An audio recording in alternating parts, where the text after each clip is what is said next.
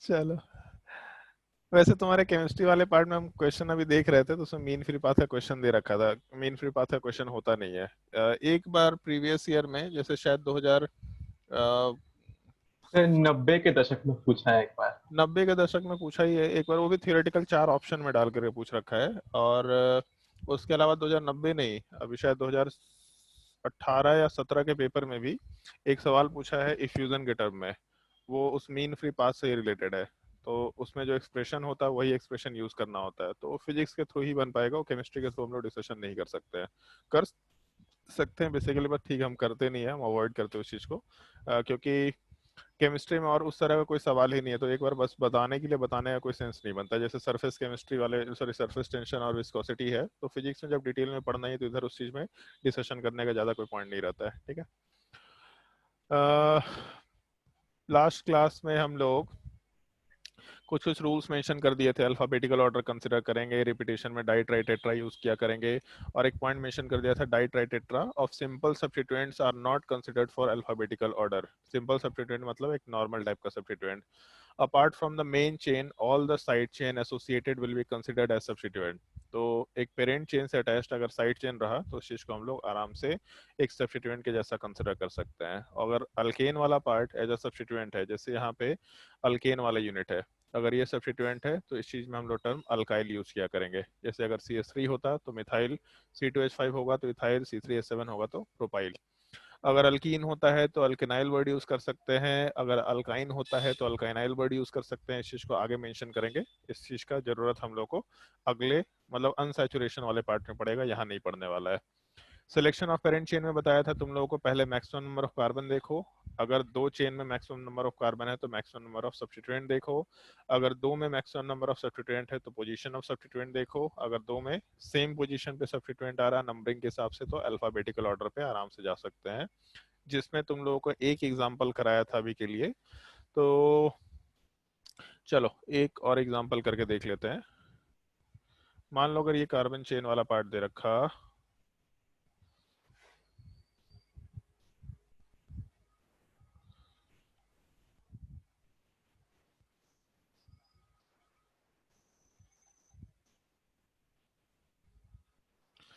मान लो कंपाउंड दे रखा है, और इस केस में पूछा है कि हम लोगों का पेरेंट चेन कौन सा होगा। तो जैसे एक चीज ध्यान रखना थोड़ा, नॉर्मली जो जंक्शन होता है जहाँ से 2-3 चेन शुरू होते हैं या 2-3 चेन मूव कर रहे होते हैं, बेसिकली वहां पे उस पॉइंट से शुरू किया करना हमेशा। तो जैसे जंक्शन वाला पार्ट ये दिख रहा है कार्बन, इसमें इधर भी एक चेन है, राइट साइड में भी एक चेन है, नीचे भी एक चेन है। तो जब हम लोग कार्बन चेन वाले पार्ट की बात करेंगे तो उस केस में सबसे पहला रूल क्या है, अल्केन में लॉन्गेस्ट कार्बन चेन होना चाहिए। तो लेफ्ट साइड में जाने पे 4 कार्बन मिल रहा, राइट साइड में जाने पे भी 4 कार्बन मिल रहा, और नीचे जाने पे भी 4 कार्बन मिल रहा। इसका मतलब हर तरफ number of carbon chain exactly same है। और ये जो सेंटर वाला कार्बन है, ये चेन का पार्ट होगा ही होगा। आइदर हम लोग ये चेन नंबर 1 सेलेक्ट कर सकते हैं, या फिर हम लोग ये चेन नंबर 2 वाला पार्ट सेलेक्ट कर सकते हैं, या फिर हम लोग चेन नंबर ये 3 वाला पार्ट सेलेक्ट कर सकते हैं। बट कुछ भी सिलेक्ट करें, ये कॉमन कार्बन तो हर जगह पे कॉमन है, तो इसीलिए इसको कंसिडर करना ही करना है। खैर, हम लोग सारे चेन्स की बात नहीं कर रहे हैं, हम लोग पहले एक एक करके देख लेंगे कि किसको लेना है हम लोगों को। तो जैसे बीच वाला कार्बन हर चेन में कॉमन था, कोई भी 2 पार्ट को लेके हम लोग चेन बना सकते हैं पूरा लंबा। तो इस केस में लेफ्ट साइड में जाने पे 4 कार्बन, राइट साइड में जाने पे 4 कार्बन, नीचे जाने पे भी 4 कार्बन।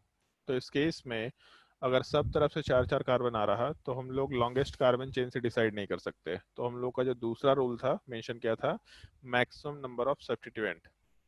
तो इस केस में ये देखेंगे कि इन सब में सब्स्टिट्यूएंट सबसे ज्यादा किधर है। तो अगर हम लोग लेफ्ट साइड वाला चेन लेते हैं तो एक सब्स्टिट्यूएंट, राइट साइड वाले पार्ट में कोई भी ग्रुप इस पर अटैच नहीं है, मतलब कोई सब्स्टिट्यूएंट नहीं है, और नीचे एक सब्स्टिट्यूएंट, यहाँ क्लोरीन दूसरा सब्स्टिट्यूएंट, यहाँ फ्लोरीन तीसरा सब्स्टिट्यूएंट। तो सबसे ज्यादा नंबर ऑफ सब्स्टिट्यूएंट नीचे वाले पार्ट में आ रहा, मतलब ये तो चेन का पार्ट होगा ही होगा। तो यहाँ से ऊपर के कार्बन तक गए। उसके बाद यहाँ से राइट साइड में जाने पे 4 कार्बन है, लेफ्ट साइड में जाने पे भी 4 कार्बन है, लेकिन लेफ्ट साइड में एक सब्स्टिट्यूएंट है। इसका मतलब यहाँ से हम लोग लेफ्ट साइड में आराम से मूव कर सकते हैं। तो टोटल हम लोग का ये पेरेंट चेन बन जाएगा। और एक बार ये पार्ट अपना पेरेंट चेन बन गया तो इस पेरेंट चेन से जो भी कार्बन चेन या जो भी ग्रुप्स डायरेक्टली अटैच्ड होंगे अपार्ट फ्रॉम फंक्शनल ग्रुप, उन सबको हम लोग सब्स्टिट्यूएंट बोल सकते हैं। मतलब पेरेंट चेन से जो भी ग्रुप्स डायरेक्टली अटैच्ड होते हैं apart from main functional group, उस चीज को हम लोग सब्स्टिट्यूएंट बोल सकते हैं। मेन फंक्शनल ग्रुप क्या होगा, थोड़ा आगे टॉपिक्स में आएगा हम लोग के पास।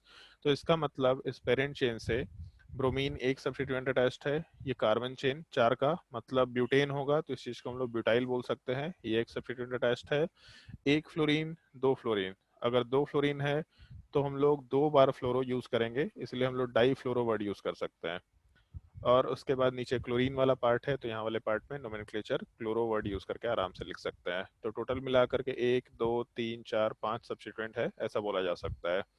एक छोटा सा हिंट दे रहे हैं हम तुम लोगों को, कॉम्प्लेक्स सब्स्टिट्यूएंट क्या होता है। मान लो जैसे ये कार्बन चेन है, 6 7 8 9 10, मान लो इसी को हम पेरेंट चेन बनाएंगे, हम ऐसा ही चेन रख रहे हैं कि यही पेरेंट चेन होगा, ठीक है। इससे मेरा एक साइड चेन अटैच्ड है, तो देख के बोल सकते हैं कि लॉन्गेस्ट कार्बन चेन तो हॉरिजॉन्टल ही होगा, आराम से इसको बोला जा सकता है।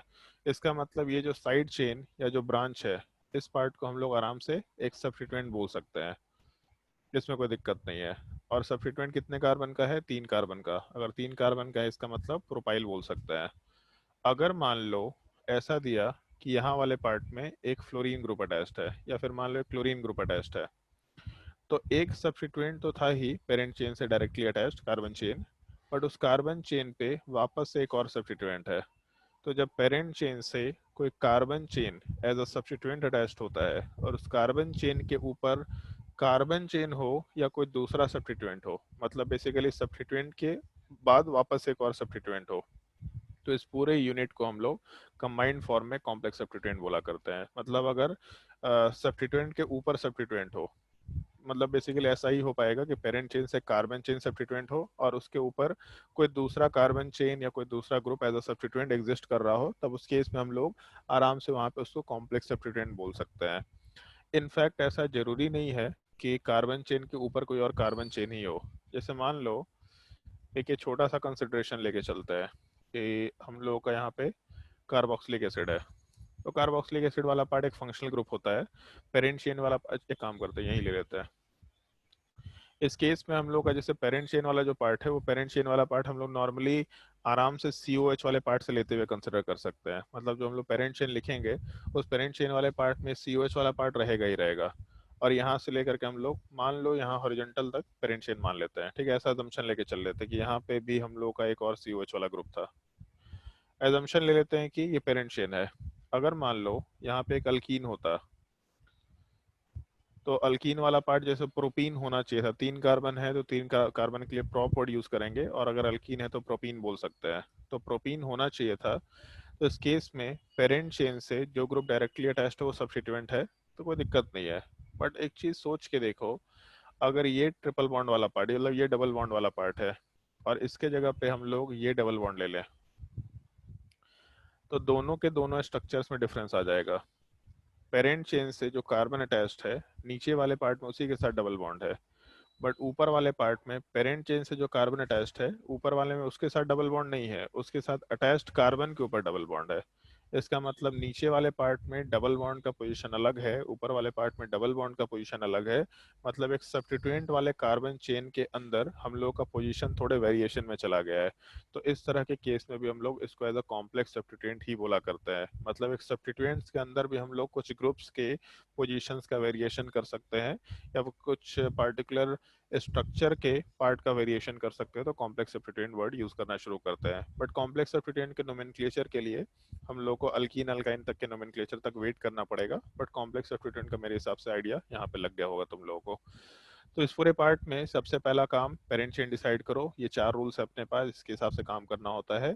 इसके बाद जब एक बार पेरेंट चेन डिसाइड कर लिए, तो हम लोग पेरेंट चेन वाले पार्ट का फिर नंबरिंग करना शुरू करते हैं, और हमेशा केवल पेरेंट चेन का नंबरिंग किया जाता है, ताकि हम लोग पेरेंट चेन के रिस्पेक्ट में कहाँ कहाँ पे कौन कौन से कार्बन पे कौन कौन से ग्रुप्स प्रेजेंट है, इस चीज को आराम से रिलेट कर पाए, मतलब एक नाम से हम लोग उसका स्ट्रक्चर आराम से बना पाए।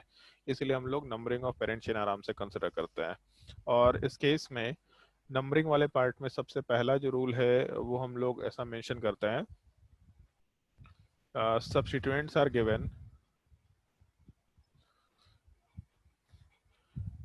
Given the lowest number. जैसे इसका कोई एक पार्टिकुलर लैंग्वेज नहीं है, हम लोग हिंदी में समझेंगे तो ज़्यादा बेटर होता है, इंग्लिश में हम बहुत बड़ा लैंग्वेज हो जाएगा। उस साइड से नंबरिंग शुरू करते हैं जिस साइड से सब्स्टिट्यूएंट पहले मिलता हो। ठीक है, जैसे मान लो कि अगर एक कार्बन चेन है, एक सिंपल सा कार्बन चेन है, इस कार्बन चेन वाले पार्ट में फ्लोरीन है अपने पास, और ये कार्बन चेन वाला पार्ट दे रखा, तो एक ही पेरेंट चेन है, एक ही चेन है तो एक ही पेरेंट चेन बनेगा। तो इस केस में सॉरी, पेरेंट चेन तो एक ही बनता है, एक ही चेन है वही पेरेंट चेन बनेगा। अगर इस पेरेंट चेन का नंबरिंग करना है तो दो पॉसिबिलिटी है, आइदर लेफ्ट साइड से शुरू कर सकते हैं नंबरिंग 1 2 3 4 5 6 7, और या फिर हम लोग राइट साइड से नंबरिंग शुरू कर सकते हैं 1 2 3 4 5 6 7। तो इन दोनों में अगर हम लोग ब्लू वाले नंबरिंग को फॉलो करते हैं तो उस केस में जो सब्स्टिट्यूएंट है वो जल्दी मिल रहा है, मतलब ब्लू वाले साइड के नंबरिंग को फॉलो करते तो जो हम लोग का सब्स्टिट्यूएंट है वो पहले मिल रहा है। तो हम लोग इस रूल को फॉलो करेंगे जो लिखा है यहाँ पे, substituents are given the lowest number. Lowest number का मतलब ज़्यादा प्रायोरिटी बोला जाता है इन जनरल। तो इस केस में हिंदी में बस समझना है इस चीज़ को, जिस साइड से जाने पे सब्स्टिट्यूएंट पहले मिलता है, जैसे चेन अगर है तो हॉरिजॉन्टल नहीं होगा, वर्टिकल भी हो सकता है, ऐसा भी हो सकता है, ऐसा भी हो सकता है, कुछ भी चेन हो उससे मतलब नहीं है। बट उस चेन के दो एंड पॉइंट्स को अगर कंसिडर करें तो एक एंड से नंबरिंग शुरू करे 1 2 3 4 5, या दूसरे एंड से नंबरिंग शुरू करे, तो जिस साइड से नंबरिंग करने पे पहला सब्स्टिट्यूएंट पहले मिलता हो उस चीज का हम लोग, मतलब उस चीज को हम लोग नंबरिंग के लिए फॉलो करेंगे। बट उसमें एक सवाल पूछा जा सकता है कि सर अगर मान लीजिए कि दोनों साइड से हम लोगों को ग्रुप मिल रहा हो, जैसे मान लो इसी में हम लोग के पास क्लोरीन है, तो अगर हम लोग ब्लू वाले नंबरिंग को फॉलो करते हैं तो सेकंड नंबर पे सब्स्टिट्यूएंट मिल रहा, व्हाइट वाले नंबरिंग को फॉलो कर रहे हैं तो इसमें भी पहला सब्स्टिट्यूएंट सेकंड नंबर पे ही मिल रहा है। मतलब इस साइड से अगर जाए हम लोग, चेन को लेफ्ट साइड से देखें, सॉरी राइट साइड से देखें, तो हम लोग का पहला सब्स्टिट्यूएंट क्लोरीन है। इसका मतलब अगर व्हाइट वाले नंबरिंग को फॉलो करें तब इस केस में हम लोग के सेकेंड पोजीशन पे ही हम लोग को पहला सब्स्टिट्यूएंट मिल रहा। तो हम लोग जब दो साइड से जाने पे एग्जैक्टली सेम पोजीशन पे पहला सब्स्टिट्यूएंट मिलेगा तो उससे डिसाइड नहीं कर पाएंगे, तो हम लोग फिर नेक्स्ट सब्स्टिट्यूएंट पे जाएंगे। तो अगले सब्स्टिट्यूएंट पे जब गए तो फ्लोरीन के बाद इस साइड से जाने पे अगला सब्स्टिट्यूएंट ब्रोमीन है, जो कि ब्लू वाले नंबरिंग में फिफ्थ पोजीशन पे मिल रहा। जबकि दूसरे साइड से जाने पे क्लोरीन के बाद अगला सब्स्टिट्यूएंट ब्रोमीन ही है लेकिन थर्ड नंबर पे मिल रहा। तो पहले सब्स्टिट्यूएंट से अगर डिसाइड नहीं कर पाए तो नेक्स्ट सब्स्टिट्यूएंट पे जाएंगे, उससे डिसाइड नहीं कर पाए तो उसके नेक्स्ट सब्स्टिट्यूएंट पे जाएंगे। इस एक चीज का थोड़ा ध्यान रखते हुए काम करना होगा। तो अगर हम लोग ये व्हाइट वाला नंबरिंग फॉलो करें तो हम लोग का पहला सब्स्टिट्यूएंट सेकंड पोजीशन पे, ब्लू में भी पहला सब्स्टिट्यूएंट सेकंड नंबर पे, डिसाइड नहीं कर सकते तो दूसरे सब्स्टिट्यूएंट पे जाएंगे। तो व्हाइट वाले पार्ट में पहला सब्स्टिट्यूएंट हम लोग के थर्ड पोजीशन पे, जबकि ब्लू वाले साइड में पहला सब्स्टिट्यूएंट हम लोग के फिफ्थ पोजीशन में मिल रहा है, ऐसा हम लोग बोलते हुए काम कर सकते हैं। तो हम लोगों का ये जो व्हाइट वाला नंबरिंग है ये अपने पेरेंट चेन का नंबरिंग हो जाएगा, ये ब्लू वाले पार्ट को हम लोग फॉलो नहीं करेंगे। तो ये तो सबसे पहला रूल है जो अपने को ध्यान रखना है। उसमें कोई और बोल सकता है कि सर थर्ड वाला, सॉरी सेकंड वाला जो पार्ट है वो भी सेम रह गया तो थर्ड वाले पार्ट पे जाएंगे। अगर सब कुछ सेम रह गया तो, जैसे मान लो ये सवाल है,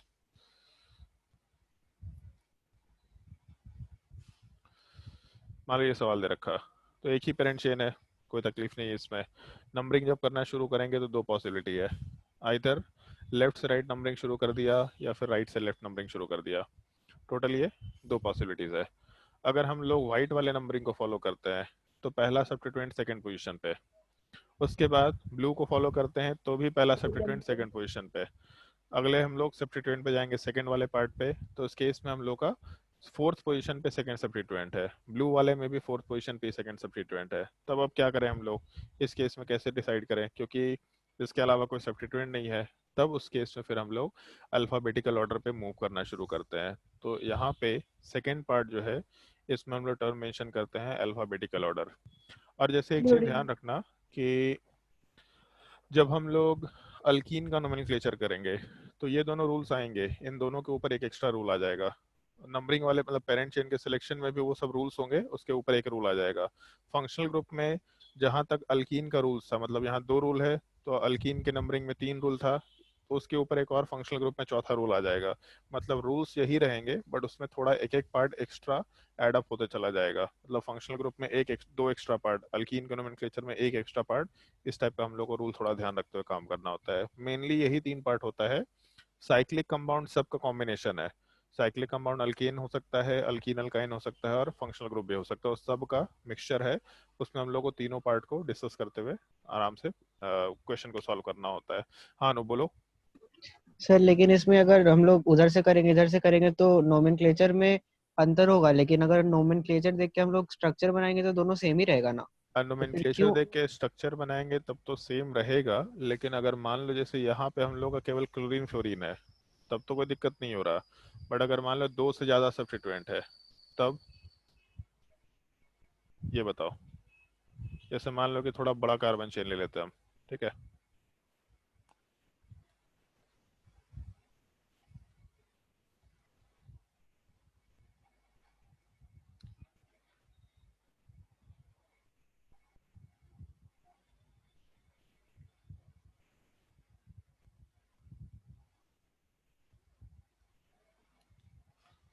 अब बताओ,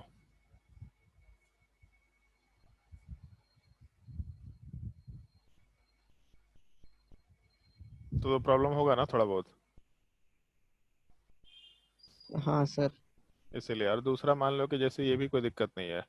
मान लो एग्जैक्टली इसी टाइप का एक और चेन हम चार का कार्बन चेन नीचे बना देते हैं, और इसमें भी ग्रुप्स को डाल देते हैं। मतलब यहाँ चार सब्स्टिट्यूएंट है ना, तो ऐसा करते हैं, फ्लोरीन और OCH3 यहाँ पे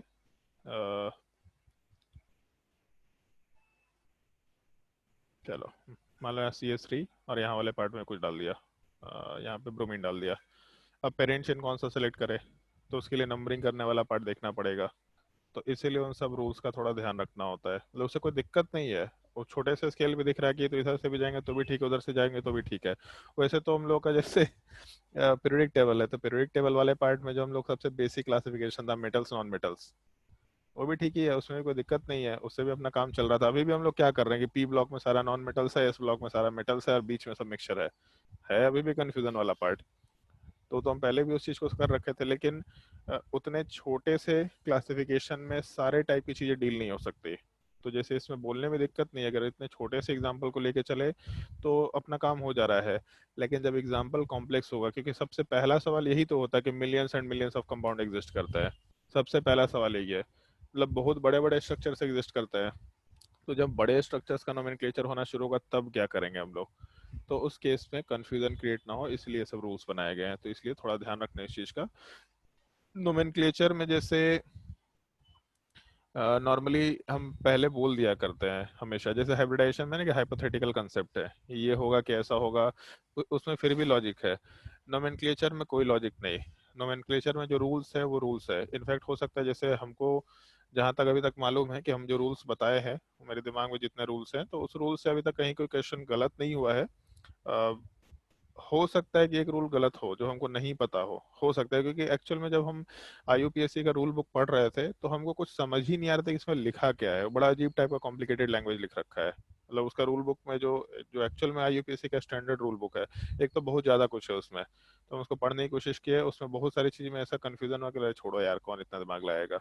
लेकिन हाँ ठीक है, मतलब जो चीज़ हम अपने टाइम पे पढ़े थे या फिर जो भी चीज़ हम अलग अलग टेक्स्ट से पढ़ने की कोशिश किए, तो उसके इसमें जैसे ये जो लिखा है ना, lowest number two the substituent, इसका बेसिक मतलब क्या है? Lowest number two the substituent, चलो पहला सब्स्टिट्यूएंट को दे दिया, अगले का क्या करें?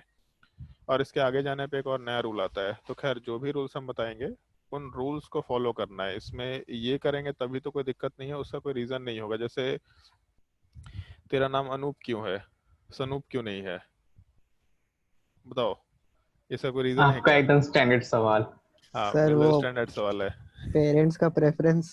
पेरेंट्स का प्रेफरेंस, तो क्यों ऐसा रूल लिया गया? जैसे बहुत सारे लोग नाम रखते हैं तो उसमें उसके मीनिंग के हिसाब से नाम रखते हैं। बहुत सारे लोग आजकल पेरेंट्स में होता है कि अल्फाबेटिकल मेरा ए होना चाहिए, मेरे बच्चे बच्चे का नाम, पता नहीं सर उनको क्या। एलोन मस्क का बेटा का नाम है ना? हाँ वो इंडिया है शायद से ना। नहीं नहीं, वो तो नहीं कुछ और सर, नाम बहुत रखा। अजीब कुछ सा नाम है। जॉन्टी फॉर्मूला था रोड्स का नाम। था। हाँ वो क्रिस फॉर्मूला टाइप का हेम्सवर्थ कुछ। के बेटे का नाम, बेटी का नाम है इंडिया में। हाँ हाँ हाँ। तो जैसे अब मान लो कि उसको जो लॉजिक लगा कि हम इसी लॉजिक को फॉलो करना चाहते हैं, तो कर सकते हैं, उनके लिए इंडिपेंडेंट है सब कुछ। लेकिन मतलब जैसे एक कन्वेंशन माना गया ना कि लड़की होगी तो कुमारी, लड़का होगा तो कुमार, ये कन्वेंशन माना गया। अब लड़के के नाम में कुमारी डाल देगा तो कंफ्यूजन क्रिएट करेगा, तो इसका लॉजिक नहीं रहेगा। एक रूल मान लिया गया है, वो रूल्स को फॉलो करना है। और रूल्स भी ऐसे नहीं है जैसे ऐसा नहीं है कि आईयूपीएसी नोमेनक्लेचर केवल यहाँ पे होता है, इनऑर्गेनिक कंपाउंड्स का भी नोमेनक्लेचर होता है। जब हम लोग कोऑर्डिनेशन कंपाउंड पढ़ेंगे क्लास 12 का। सर नाम को ऐसे नहीं ले सकते। क्या? मेरे क्लास में एक लड़का है, उसका नाम है ओम जी। मतलब कि हम लोग के स्कूल में एक दीदी थी जिनका नाम था आर्या, मेरे क्लास में एक लड़का है उसका भी नाम आर्या। हाँ नहीं ठीक है, लड़की मतलब इस तरह का नाम कुछ होता है जो लड़का लड़की कॉमन होता है, सरोज है, परोज है, इस तरह के नाम चलते हैं, उसमें कोई दिक्कत नहीं है। हम उस सेंस से बात नहीं कर रहे हैं, हम ऐसा बोल रहे हैं जैसे जब हम लोग इनऑर्गेनिक केमिस्ट्री का या फिर हम लोग इन जनरल केमिस्ट्री में नोमेनक्लेचर करते हैं, तो जैसे एक तो ऑर्गेनिक का नोमेनक्लेचर अलग हो गया, कोऑर्डिनेशन कंपाउंड करके टॉपिक है उसका नोमेनक्लेचर भी होगा, और साथ ही साथ इनऑर्गेनिक केमिस्ट्री में जो कंपाउंड्स होते हैं जैसे CuSO4 में सल्फेट, कॉपर सल्फेट बोले, तो मान लो कि नाइट्रेट वाले पार्ट में हम लोग अमोनियम नाइट्रेट बोले, अमोनियम नाइट्राइट बोले, तो उनके भी कुछ रूल्स है। ऐसे ही हम लोग नाइट्रेट नाइट्राइट नहीं बोलते, उनके रूल्स हैं, कुछ रूल्स बनाए गए हैं। हम लोग के स्कोप में काफी कम चीजें हैं, बट कुछ रूल्स है, डेफिनेटली वहाँ पे कुछ रूल्स है। तो नॉर्मली सर जैसे रेडिकल्स के ऊपर बेस्ड है ना, तो नाइट्रेट नाइट्राइट। रेडिकल्स, हाँ तो नाइट्रेट नाइट्राइट भी है, लेकिन वो रेडिकल्स का नाम नाइट्रेट नाइट्राइट हम लोग क्यों रखे, वो पैटर्न जैसे सल्फेट है, सल्फाइट है, तो पैटर्न जो है ये पैटर्न से रिलेटेड कुछ रूल्स बनाए गए हैं ताकि कभी कंफ्यूजन ना हो। और वो NO2 जो है वो इधर भी आता है, ऐसा नहीं कि इधर नहीं आता, वो नाइट्रो होता है, नाइट्रोसो होता है, तो वो रूल्स इंडिपेंडेंट भी लगते हैं लेकिन आपस में कनेक्टेड है। जैसे जब तुम लोगों को ये खैर जो आयनिक कंपाउंड है उसमें तो कोई दिक्कत नहीं हो, तो बिल्कुल यूनिक टाइप का चीज है, लेकिन कोऑर्डिनेशन कंपाउंड का जो नोमेनक्लेचर है वो ऑलमोस्ट ऑर्गेनिक के नोमेनक्लेचर से मिलता जुलता है। अगर उसका नोमेनक्लेचर हम तुम लोग को नहीं भी पढ़ाएंगे तो भी तुम लोग सीख सकेगा, उसका रूल्स अगर पढ़ेगा तो तुमको सारे रूल्स अपने आप याद होते जाएंगे, क्योंकि ऑर्गेनिक केमिस्ट्री का 60-70% रूल सेम है वहाँ पे, ऑलमोस्ट सेम है। तो जैसे ये जो रूल्स हैं ये इतने लार्ज कंपाउंड के नंबर्स को आसानी से क्लासिफाई किया जा सके इसीलिए बनाए गए हैं। तो इसमें इसमें ये लॉजिक मत पूछना, एक्चुअल में इसमें कोई लॉजिक नहीं है, ये एक अरेंजमेंट है बेसिकली। ये पीरियोडिक टेबल में एक अरेंजमेंट किया गया ताकि हम लोग को चीज़ें थोड़ी आसानी से समझ में आए, तो एक अरेंजमेंट है, उन अरेंजमेंट्स को डिस्क्राइब करने के लिए रूल्स बनाए गए हैं, तो उसमें जो बोलेंगे उस चीज़ को थोड़ा फॉलो करने की कोशिश करना। मैं रूल्स मतलब ये एक सिंगल टॉपिक होगा ऑर्गेनिक केमिस्ट्री का जिसमें हम बोलेंगे कि हाँ भी इसको रटो, ये रूल्स है इसको रटो, इसी के हिसाब से सॉल्व होगा क्वेश्चन। इतना दिमाग मत लगाना सर यहाँ पे ये भी तो कर सकते थे, सर यहाँ पे ये भी तो कर सकते थे, ये इसका यहाँ पे कोई रीजन नहीं रहेगा, ठीक है। और ये मेरा केवल यहीं पे स्टैंडर्ड रहेगा, इसके बाद आगे कहीं स्टैंडर्ड नहीं होने वाला कि इसको रटना ही ऐसा ही होता है। आगे हो सकता है कि ऐसा ना हो, ऐसा भी हो। आज पता नहीं क्यों एक एक स्टूडेंट है, वो NIT जमशेदपुर में पढ़ रहा है, अभी सेकेंड ईयर में, वो अपने केमिस्ट्री का सवाल हमको भेजा है कि सर ये कैसे बनेगा। तो हम बोले अरे कॉलेज में चले गए, हमसे क्या पूछ रहे हैं अब। तो नहीं सर बताइए ना, इसमें 3 रिएजेंट दे रखा था, उन तीनों रिएजेंट के कॉम्बिनेशन से मल्टीपल रिएक्शंस करा के कुछ भी आप रिएक्शंस करा सकते हैं और एक प्रोडक्ट बनाना है। तो उनसे पूछा तो ठीक है, पूछा तो उसमें हम लॉजिक लगा करके कि अच्छा यहाँ पे इतने कार्बन है, यहाँ पे इतने कार्बन है, इसको ऐसा डिसोसिएट करेंगे, इसको ऐसा एसोसिएट करेंगे तो काम हो जाएगा। तो उसको रिएक्शन का लिस्ट बना करके दे दिए। तो अगर आप उसमें बेसिक आपको क्लियर है तो कोई भी लॉजिक चल जाएगा वहाँ पे, तो इसके आगे सब जगह लॉजिक रहेगा, बट यहाँ रूल्स हैं, उन रूल्स को थोड़ा ध्यान रखना होगा, ठीक है, इस चीज़ का थोड़ा ध्यान रखना। खैर हम क्या बोल रहे थे, अल्फाबेटिकल ऑर्डर वाला पार्ट, जैसे मान लो जैसे ये बोला अनूप कि इसमें सर इधर से जाए उधर से जाए बात तो सेम है, कोई फर्क तो नहीं पड़ रहा। तो इसीलिए जैसे यहाँ पे कोई फर्क नहीं पड़ रहा, बट बड़े बड़े स्ट्रक्चर से फर्क ना पड़े, तो इसलिए इसमें भी रूल लिखा गया है जहाँ पे हम लोग टर्म अल्फाबेटिकल ऑर्डर मेंशन करते हैं। जैसे जो क्लोरीन वाला पार्ट है, इसका नाम अगर हम लोग लिखेंगे तो आराम से क्लोरो बोल सकते हैं, जबकि फ्लोरीन वाला पार्ट जो है इस चीज़ को लिखेंगे तो हम लोग नाम आराम से फ्लोरो बोल सकते हैं। तो ये जो क्लोरो है और ये फ्लोरो वाला जो पार्ट है, इन दोनों में अल्फाबेटिकली पहले C आएगा, तो इसलिए हम लोग फिर क्लोरीन के पार्ट को प्रेफरेंस पर रखेंगे, मतलब नंबरिंग में हम लोग ये व्हाइट वाले पार्ट को फॉलो करेंगे, ये ब्लू वाले पार्ट को फॉलो नहीं करेंगे। तो जब सब कुछ सेम है तो हम लोग अल्फाबेटिकल ऑर्डर वाले पार्ट को प्रेफरेंस में रखते हुए उसके हिसाब से काम करते हैं। तो इस चीज़ का ध्यान रखा जा सकता है। चलो ठीक है, जैसे मान लो कि डिक्शनरी है, तो डिक्शनरी में हम लोग क्या करते हैं नॉर्मली, तो अल्फाबेटिकल ऑर्डर में काम करते हैं। हम लोग उल्टा क्यों नहीं करते हैं, हम लोग Z से शुरू क्यों नहीं करते हैं, कोई फर्क पड़ेगा क्या उससे? No sir. एक्चुअल में तो कोई फर्क नहीं पड़ेगा, हम लोग A से शुरू करें या फिर Z से शुरू करें, वो बात बराबर ही है। लेकिन ठीक है, कन्वेंशन वाइज ना लेफ्ट से राइट लिख रहे हैं, तो लेफ्ट से राइट ही लिखने का एक आदत बना दिया गया है, इसलिए उसमें अल्फाबेटिकल ऑर्डर को ही प्रेफरेंसली बोलने का लैंग्वेज आसान होगा। अब तुम ऐसे बोल देगा सिर्फ इसमें इधर से जाओ उधर से जाओ तो कोई फर्क नहीं पड़ रहा, बट अगर स्ट्रक्चर को थोड़ा घुमा दिया जाए, मतलब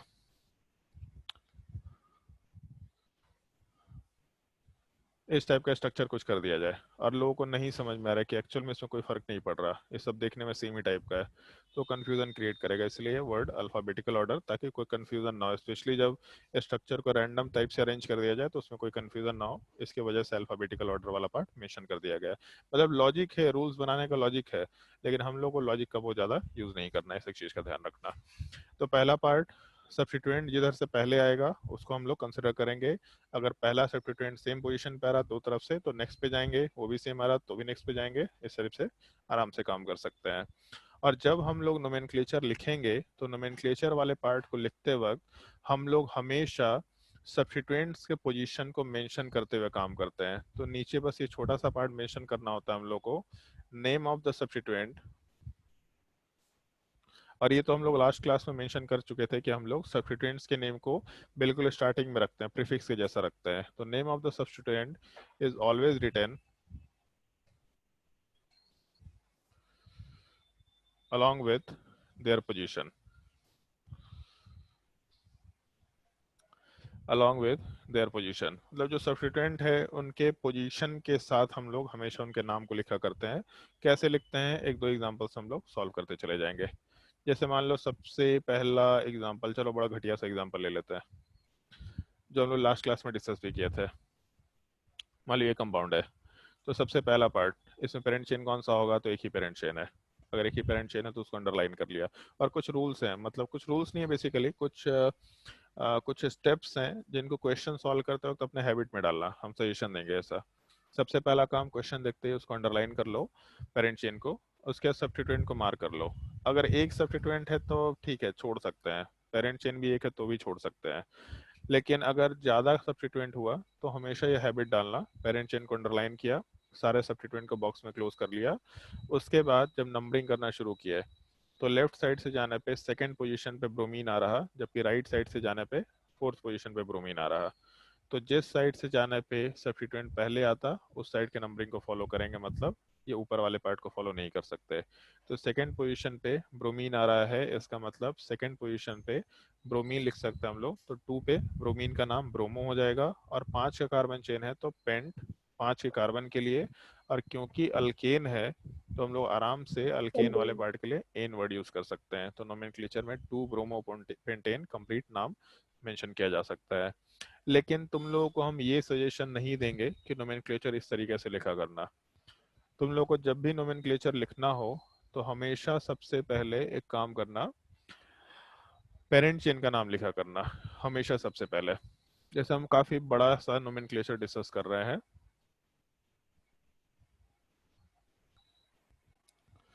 मान लो ये कंपाउंड दे रखा है, चलो एक और कार्बन डाल देते हैं। मान लो ये कंपाउंड दे रखा है, तो इस केस में पेरेंट चेन कौन सा होगा, तो जैसे देख के हमको मालूम पड़ रहा है कि टोटल 3 पेरेंट चेन है।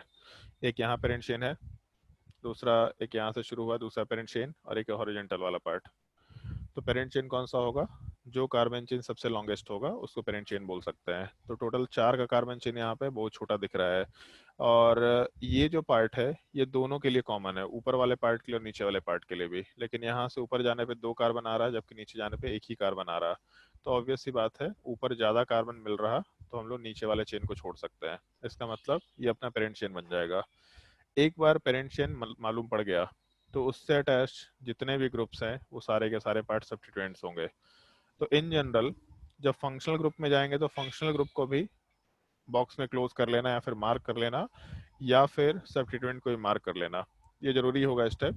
और इसके बाद नोमेनक्लेचर करते वक्त हम लोग आराम से नंबरिंग वाले पार्ट पे जाते हैं। तो जैसे नंबरिंग अगर करना शुरू करें तो लेफ्ट साइड से जाएंगे तो हम लोग 3rd 4th 5th 6th 7th 8th 9th। Right side से अगर जाएंगे ब्लू वाले कलर से कर देते हैं 1 2 3 4 5 6 7 8 9। अगर नंबरिंग वाला पार्ट डिस्कस करना शुरू करें तो व्हाइट वाले नंबरिंग को अगर फॉलो करेंगे तो 3rd पोजीशन पे सब्स्टिट्यूएंट मिल रहा। अगर ब्लू वाले को फॉलो करेंगे तो भी हम लोग को 3rd पोजीशन पे सब्स्टिट्यूएंट मिल रहा। वैसे एक चीज ध्यान देना, व्हाइट एलिमेंट। एक सेकेंड, अगर हम लोग व्हाइट वाले पार्ट को फॉलो कर रहे हैं तो हम लोग का पहला सब्स्टिट्यूएंट CH3 और Br भी है। तब ये नहीं कि केवल पहला और दूसरा दोनों सब्स्टिट्यूएंट उसी पोजीशन पे है, तब जाके लेफ्ट साइड से आगे जाने पे तीसरा सब्स्टिट्यूएंट हम लोग का ये ब्रोमीन निकल के आएगा। इस एक चीज का ध्यान रखना है, ऐसा नहीं कि एक ही कार्बन पे अगर दो एटम्स या दो ग्रुप्स हैं तो केवल किसी एक को काउंट करेंगे। हम लोग के इस पार्टिकुलर पोजीशन पे दोनों सब्स्टिट्यूएंट एक ही पोजीशन पे है, तो किसी को भी फर्स्ट कंसिडर करो, क्योंकि शुरुआत में फर्स्ट सेकंड से मतलब नहीं है, शुरुआत में केवल फर्स्ट से मतलब है, फिर सेकंड से मतलब है। तो इसका मतलब अगर हम लोग यहाँ पे व्हाइट वाले नंबरिंग को फॉलो करें तो पहला सब्स्टिट्यूएंट CH3 अगर मान लेते हैं तो दूसरा सब्स्टिट्यूएंट हम लोग का ऊपर वाला ब्रोमीन होगा, फिर तीसरा सब्स्टिट्यूएंट हम लोग का अगला ब्रोमीन होगा, चौथा पांचवा इन दोनों में से किसी एक को ले सकते हैं, चौथा ले लो ऊपर को तो नीचे पांचवा होगा, फिर छठा सातवां इसको लेके चलेंगे। और अगर हम लोग ब्लू वाले साइड से जाते हैं तो पहला सब्स्टिट्यूएंट अगर फ्लोरीन लेते हैं तो दूसरा क्लोरीन लेंगे, फिर उसके बाद तीसरा वाला पार्ट इन दोनों में से कोई एक फ्लोरीन ले सकते हैं, चौथा वाला पार्ट दूसरे को ले लेंगे, फिर पांचवा वाला पार्ट ब्रोमीन होगा। इस टाइप से हम लोग आराम से नंबरिंग मेंशन करते हुए चल सकते हैं। ये हम लोग के नंबरिंग करने का तरीका होगा या फिर ग्रुप्स को आइडेंटिफाई करने का तरीका होगा। तो हम लोग जब व्हाइट वाले नंबरिंग को फॉलो करेंगे तो व्हाइट वाले पार्ट के नंबरिंग के टाइम पे हम लोग का पहला सब्स्टिट्यूएंट थर्ड पोजीशन पे है, और ब्लू वाले साइड में भी पहला सब्स्टिट्यूएंट थर्ड पोजीशन पे, व्हाइट वाले में सेकंड सब्स्टिट्यूएंट वापस से थर्ड पोजीशन पे, ब्लू वाले पार्ट में सेकंड सब्स्टिट्यूएंट वापस से थर्ड पोजीशन पे। तो उसके आगे जाएंगे, जब हम लोग थर्ड सब्स्टिट्यूएंट पे जाएंगे तो इस केस में हम लोग के व्हाइट वाले नंबरिंग में थर्ड सब्स्टिट्यूएंट फोर्थ पोजीशन पे है, ये ब्रोमीन वाला पार्ट। जब ब्लू वाले साइड से जाएंगे तो हम लोग का थर्ड सब्स्टिट्यूएंट हम लोग का फिफ्थ पोजीशन पे है। तो इसका मतलब हम लोग का जो थर्ड सब्स्टिट्यूएंट है वो डिफरेंस क्रिएट कर रहा है, थर्ड सब्स्टिट्यूएंट व्हाइट वाले पार्ट में फोर्थ पोजीशन पे आ रहा और थर्ड सब्स्टिट्यूएंट ब्लू वाले पार्ट में हम लोग के फिफ्थ पोजीशन पे आ रहा। इसका मतलब हम लोग ये ब्लू वाले पार्ट को नंबरिंग के लिए यूज करेंगे, सॉरी व्हाइट वाले पार्ट को नंबरिंग के लिए यूज करेंगे, ब्लू वाले पार्ट को फॉलो नहीं करेंगे। तो ये तो पहले अपना पेरेंट चेन का डिसीजन हुआ, फिर उसके बाद हम लोग के पेरेंट चेन का नंबरिंग हुआ। अब क्या करना है, इस एक चीज का ध्यान रखना। सर हाँ बोलो।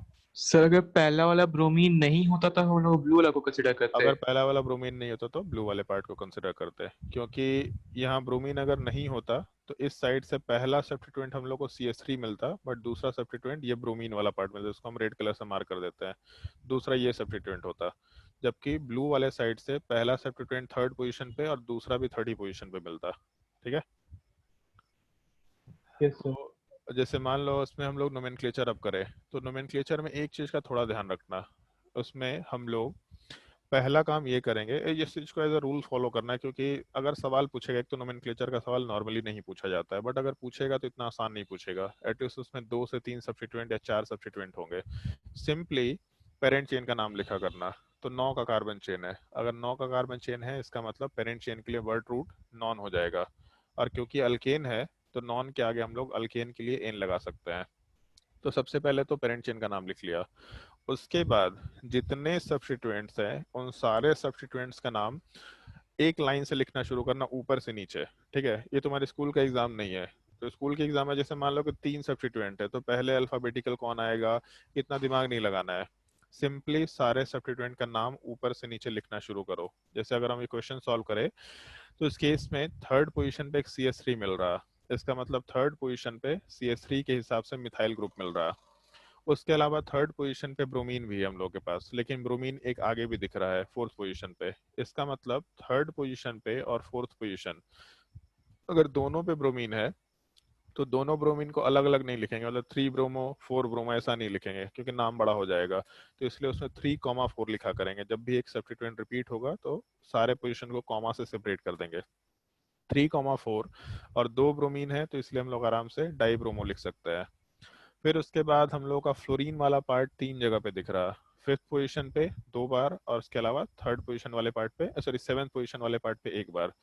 तो फिफ्थ पोजीशन पे अगर 2 बार ब्रोमीन है तो केवल 1 बार 5 नहीं लिखेंगे, हर एक फ्लोरीन का पोजीशन लिखेंगे। तो पहला फ्लोरीन 5 पे, दूसरा भी 5 पे, और तीसरा वाला पार्ट 7 पे। तो 5,5,7 और 3 फ्लोरीन है तो आराम से हम लोग ट्राई फ्लोरो वर्ड मेंशन कर सकते हैं। सो कॉमा 1 लग रहा कहाँ पे? है, सो कॉमा 1 जैसा लग रहा है।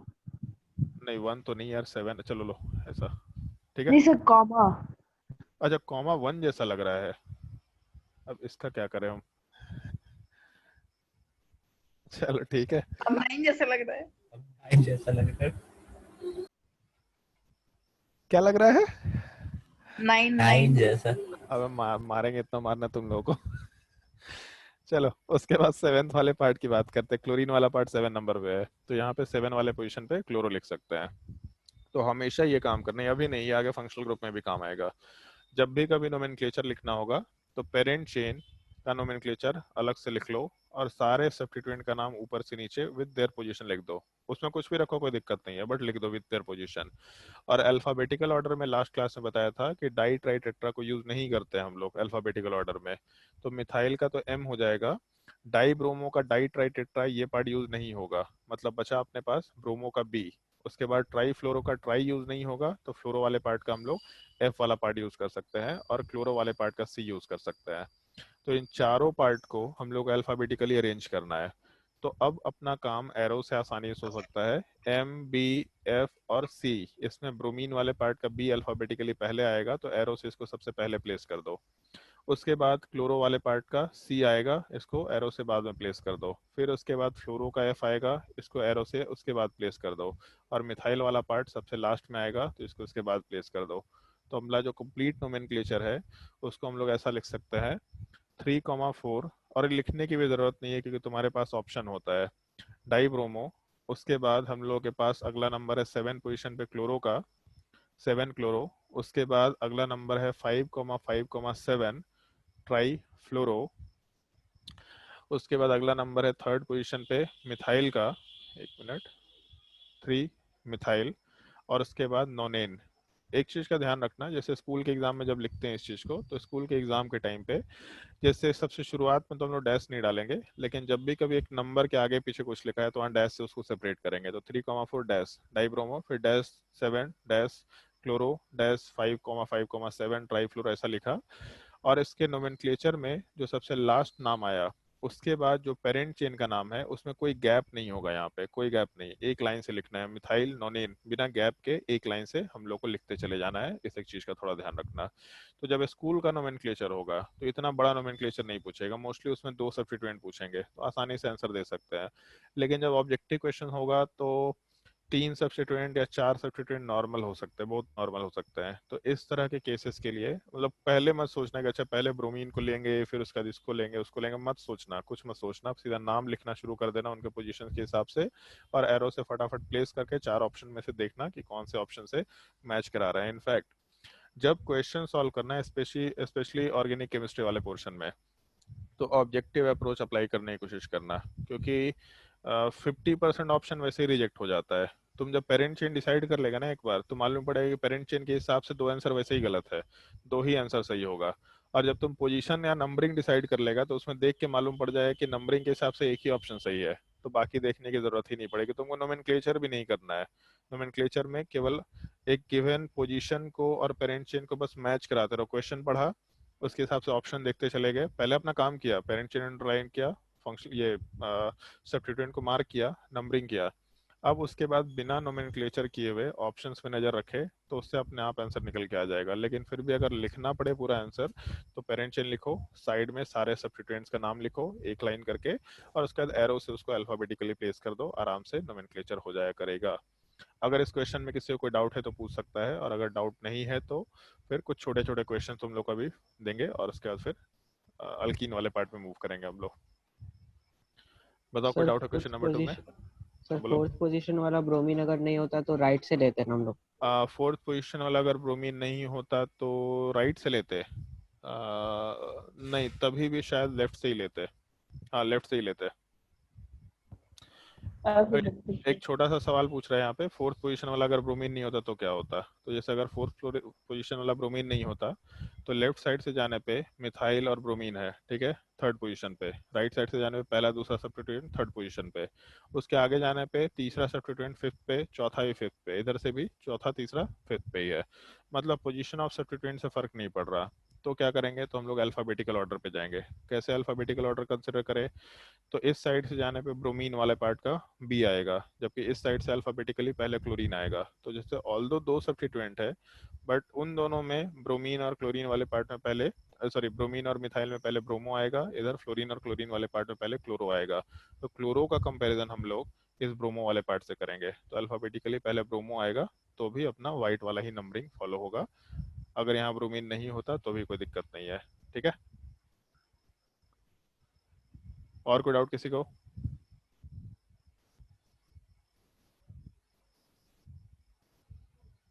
बताओ भाई जल्दी, और कोई डाउट? ये खैर बहुत बड़ा सवाल था, लेकिन इसके छोटे छोटे पार्ट से क्वेश्चंस करेंगे अभी हम लोग, तो इस तरह का छोटा छोटा डाउट आराम से क्लियर हो फिनॉल जाएगा। एक फंक्शनल ग्रुप होता है क्या?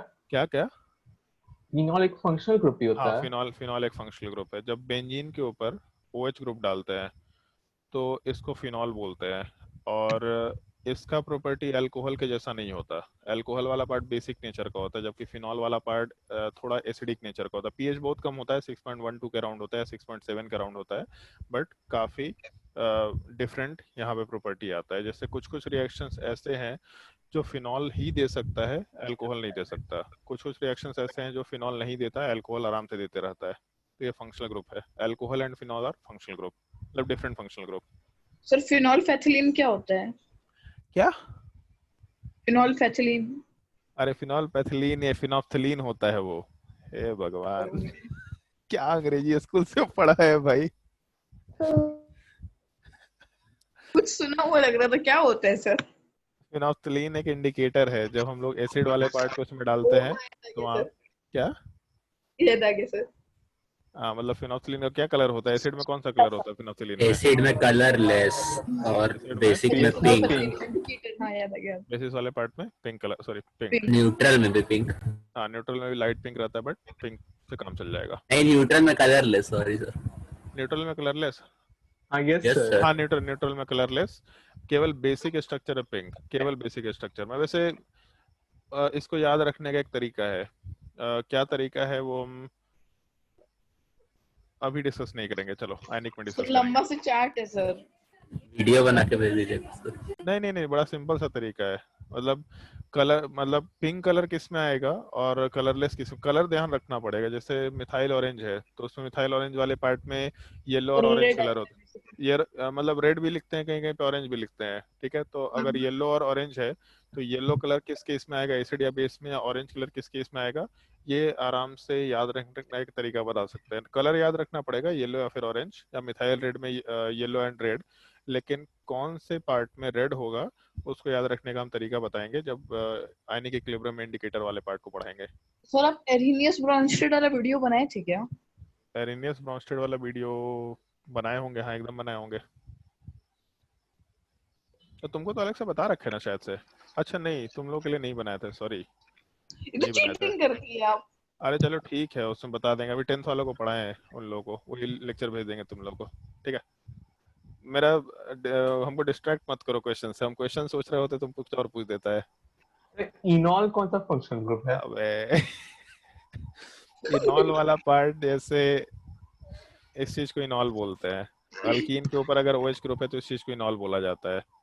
बट एक्चुअल में जैसे इनॉल वाला पार्ट एक डिफरेंट टाइप का फंक्शनल ग्रुप के जैसा बिहेवियर शो करता ही है, और ये पार्ट अपने आप को कीटोन में कन्वर्ट कर लेता है, इन जनरल कर लेता है। मतलब जैसे इसको ऐसा समझ लो कि इस पूरे कंपाउंड में यहाँ का जो H है, ये H वाला पार्ट इस कार्बन पे चला गया, और ये जो डबल बॉन्ड है इधर साइड शिफ्ट हो गया, तो उसके वजह से ऐसा स्ट्रक्चर आता है। जैसे यहाँ पे एक H है, यहाँ 2 H है, लेकिन इस पार्टिकुलर स्ट्रक्चर में यहाँ 3 H हो गया। तो ये जो इनॉल वाला पार्ट है और ये जो कीटोन वाला पार्ट, खैर यहाँ तो एल्डिहाइड है लेकिन इन जनरल कीटोन ही बोला जाता है इस चीज को। इस पूरी चीज को हम लोग कीटो इनॉल टॉटोमरिज्म बोलते हैं। ये भी चीज ऑर्गेनिक केमिस्ट्री में पढ़ना होता है अपने को। तो इनॉल वाला पार्ट एक अलग टाइप का फंक्शनल ग्रुप है, क्योंकि अलग टाइप का रिएक्टिविटी शो करता है, और कीटोन वाला पार्ट एक अलग टाइप का रिएक्टिविटी शो करता है। हाइड्रोजन बॉन्डिंग का एक एप्लीकेशन भी आता है, वहाँ पे इस चीज का डिस्कशन करेंगे हम लोग, ठीक है। अब कोई सवाल नहीं पूछेगा, पहले नोमेनक्लेचर। सर एक सवाल। बोलो। सर आप जो डीपीपी भेजे थे उसी में था सर, मतलब अगर बेंजीन रिंग है उससे अटैच्ड है अमीन, तो फिर उसको हम लोग एरोमेटिक अमीन क्यों लिखते हैं? कुछ भी अगर उससे अटैच्ड होगा तो फिर हम लोग उसमें एरोमेटिक जोड़ देंगे। इसके वजह से एरोमेटिक बोलते हैं, इस पार्टिकुलर पार्ट की वजह से, क्योंकि एरोमेटिक स्ट्रक्चर है। सर और भी कुछ रहेगा, जैसे अमाइड रहेगा तो उसको भी एरोमेटिक अमाइड बोल देंगे। बोल सकते हैं। इसका नाम भी बेंजल्डिहाइड होता है, ऐसा कॉमन नेम बेंजल्डिहाइड होता है। या फिर अगर मान लो यहाँ पे NH2 है तो इसको बेंजामाइड बोलते हैं, कॉमन नेम चलता है वो। तो ये सब एरोमेटिक कंपाउंड्स ही है। मतलब जब रिएक्शन मैकेनिज्म डिस्कस करेंगे तो उस रिएक्शन में एक सर्टेन क्लासिफिकेशन ऑफ रिएक्शन चलेगा, जहाँ पे हम लोग लिखेंगे एरोमेटिक कंपाउंड। मतलब हेडिंग ही मेरा चलेगा एरोमेटिक कंपाउंड, उसमें इस तरह के सारे रिएजेंट्स एक ही बार डिस्कस करेंगे हम लोग। ऑल्दो एरोमेटिक कंपाउंड क्या होता है ये हम लोग बहुत जल्दी ही डिस्कस करने वाले हैं, इसके लिए उतना दिन वेट नहीं करना पड़ेगा। चलो ध्यान दो, कुछ क्वेश्चन चलो हैं। हम लोग का बायोलॉजी का क्लास नहीं होगा। ये हमसे काहे पूछ रहा है सवाल? रवि सर का तबीयत थोड़ा खराब हो गया है, आज का क्लास कैंसिल करना पड़ गया था। कल नहीं, पता हम नहीं लोग का जो क्लास था वो भी कौन सा कर पाए, हम लास्ट 2 क्लास से गए नहीं। क्यों। आपका लास्ट भी 2 सप्ताह से नहीं गए सर। तो बढ़िया चीज है, कोई बात नहीं, रिकॉर्डिंग देख ले। चलो फटाफट क्वेश्चन ट्राई करना शुरू करो। और सर आप स्कैम कर दिए, नहीं तो आप पहले बोले थे टेस्ट पहले दिन कि आप टाइम ज्यादा देंगे, उल्टा 15 मिनट और काट दिया। समझ नहीं आया हमको। आप क्या बोले थे सर कि आप खेलने के लिए टाइम देंगे, ऐसा रूटीन करेंगे। हाँ तो कर तो दिए 6:45 से। 15 मिनट टाइम मिलते हैं। बड़ा नालायक आदमी है। सर मतलब 6:30 में क्लास खत्म हो रहा है, फिर 6:45 में शुरू हो जा रहा है। अबे तो एक दिन तो क्लास रहेगा ना।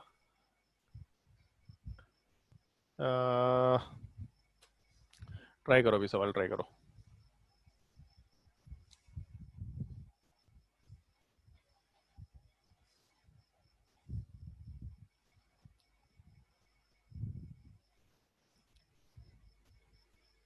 तीन बहुत ही सिंपल सिंपल सवाल है, आराम से ट्राई करो।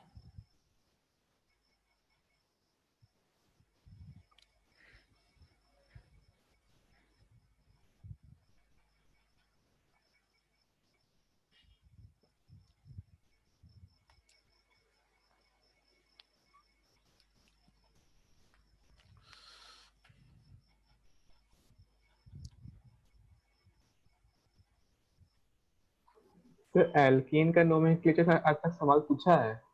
एकदम पूछा है, अल्केन का नोमेनक्लेचर है, बहुत बार सवाल पूछा है, हर लोगों से बनता नहीं है।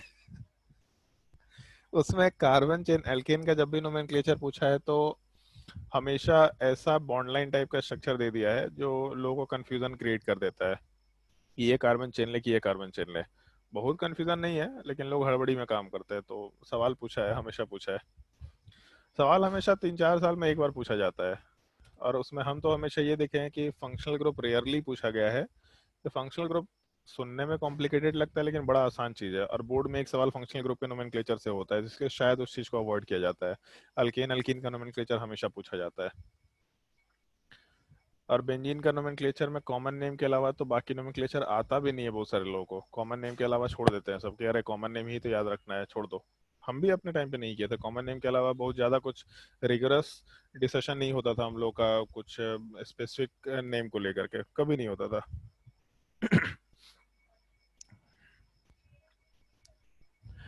पहला सवाल तो मेरे हिसाब से बहुत बच्चा टाइप सवाल है, 1 2 3 4 5 6 7, और सेकंड वाला नंबर पे ब्रोमीन है। इसका मतलब आराम से नोमेनक्लेचर 2 ब्रोमो और 7 के कार्बन चेन के हिसाब से सेप्टेन या हेप्टेन। हेप्टेन 7 कार्बन पे हेप्ट वर्ड यूज करेंगे तो हेप्टेन। क्वेश्चन नंबर 4 वाले पार्ट को अगर कंसिडर करेंगे तो नंबरिंग किधर से शुरू करें? लेफ्ट। 7 4 ऑक्टेन। अगर लेफ्ट साइड से नंबरिंग शुरू करेंगे तो सेकंड पोजीशन पे सब्स्टिट्यूएंट, और 2 ही सब्स्टिट्यूएंट है तो इधर से जाओ उधर से जाओ, एग्जैक्टली सब कुछ सेम आएगा, कोई डिफरेंस नहीं आने वाला है, तो अल्फाबेटिकल ऑर्डर पे जाना ही पड़ेगा। ब्रोमीन वाले पार्ट का ब्रोमो, क्लोरीन का क्लोरो, पहले अल्फाबेटिकली बी आएगा, तो इसलिए हम लोग ये नंबरिंग शुरू करेंगे, दूसरे साइड से जाने की जरूरत नहीं पड़ेगी हम लोग को। तो इस केस में कितना कार्बन होगा? 1 2 3 4 5 6, यहाँ पे 8। इसका मतलब नोमेनक्लेचर वाले पार्ट में एक तो ऑक्टेन होगा, उसके अलावा अपने सेकंड पोजीशन वाले पार्ट पे ब्रोमो जाएगा, उसके अलावा 7th पोजीशन वाले पार्ट पे क्लोरो जाएगा। तो अल्फाबेटिकली पहले ब्रोमो, फिर उसके बाद chloro, 2 bromo 7 chloro octane, complete nomenclature mention किया जा सकता है। सिंपल क्वेश्चन है, मतलब बहुत एलिमेंट्री क्वेश्चन है, कोई दिक्कत नहीं होना चाहिए।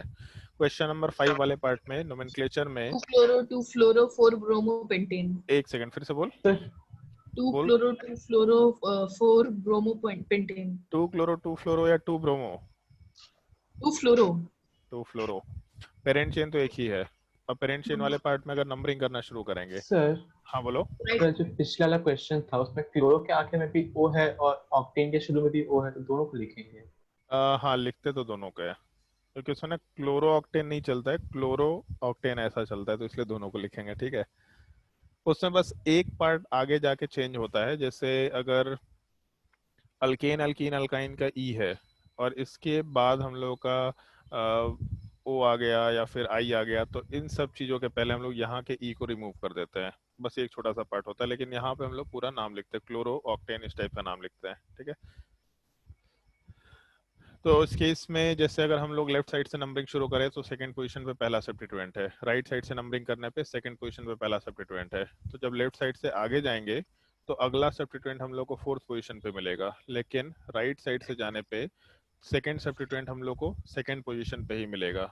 तो इस केस में अल्फाबेटिकल ऑर्डर तक जाने की ज़रूरत नहीं है, क्योंकि हम लोग का जो सब्स्टिट्यूएंट है वो सेकंड पोजीशन पे 2 निकल के आ रहा है। तो नंबरिंग वाला पार्ट आराम से इस साइड से शुरू कर सकते हैं। सेकंड पोजीशन पे क्लोरीन है, सेकंड पोजीशन पे फ्लोरीन है, 5 की कार्बन चेन के लिए हम लोग आराम से पेंटेन वर्ड यूज कर सकते हैं। सेकंड सॉरी ब्रोमीन नहीं, क्लोरीन, हाँ फ्लोरीन और क्लोरीन है, तो सेकंड पे क्लोरो, सेकंड पोजीशन पे ही हम लोग फ्लोरो मेंशन कर सकते हैं। क्या नोमेनक्लेचर बताया था आदित्य? 2 क्लोरो 2 फ्लोरो 4 ब्रोमो पेंटेन। बस यही तो गलती कर दिया। वो जब हम ब्रोमो लोग पहले इसका होगा। अच्छा, अल्फाबेटिकल प्लेस ऑर्डर। करेंगे तो पहले इसको अल्फाबेटिकली पहले 4 ब्रोमो को डालेंगे, 4 फिर ब्रोमो। फ्लोर को डालेंगे, फिर 2 फ्लोर को डालेंगे। ठीक है, नंबरिंग भले उस साइड से शुरू कर रहे हैं, लेकिन पहले सब्स्टिट्यूएंट्स को अल्फाबेटिकल ऑर्डर में अरेंज करते हैं हम लोग नोमेनक्लेचर के हिसाब से। तो 4 ब्रोमो, फिर उसके बाद 2 क्लोरो, फिर 2 फ्लोरो और पेंटेन आराम से नोमेनक्लेचर कर सकते हैं। ठीक है, कोई अगर दिक्कत नहीं है तो क्वेश्चन नंबर 4 ट्राई करके देखो। इसका जवाब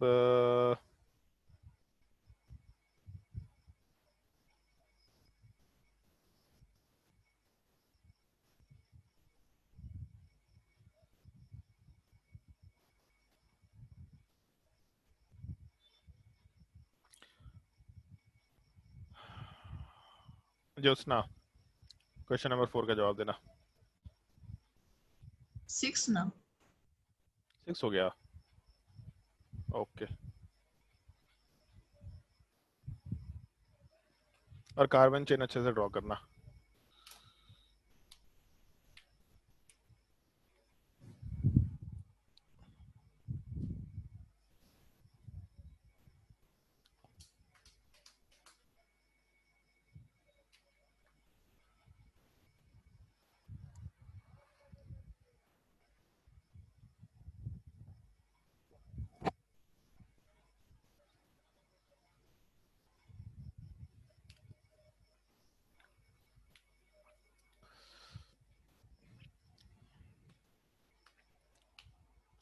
कल का न्यूज़ सुना तुम लोग? कल बोकारो में 71 केसेस आए हैं, लेकिन अब डर ही नहीं लग रहा है किसी को, ऐसा हो गया है। 71 केसेस बहुत बड़ा चीज होता है, लेकिन अब किसी को 71, अच्छा 71 ही तो है, इसमें क्या रखा है? इंडिया भर में तो 50,000 केस आ रहा था, 70 में तो क्या ही रखा है, छोड़ो। आरोग्य सेतु मेरा घर में 500 मीटर के पास लिख रहा है। अरे यार, आरोग्य सेतु थोड़ा मतलब ऐसा है ना कि जैसे मतलब ठीक है, उस ऐप की गलती नहीं है, ये तो प्रॉब्लम होगा। मान लो जैसे तुम रोड के एक कॉर्नर से मतलब एक एंड से चल रहा है, दूसरा आदमी दूसरे एंड से चल रहा है, तो अगर दूसरे को मतलब दूसरा आदमी पॉजिटिव होगा तो तुमको भी कनेक्शन का पार्ट दिखा देगा। ये मतलब क्योंकि जीपीएस के कनेक्शन में इतना प्रिसीजन नहीं हो सकता, तो इसीलिए प्रॉब्लम है वहाँ पे एक्चुअल में। कुछ दिनों पहले एक न्यूज आया था, शायद तुम लोग सुना होगा, पता नहीं।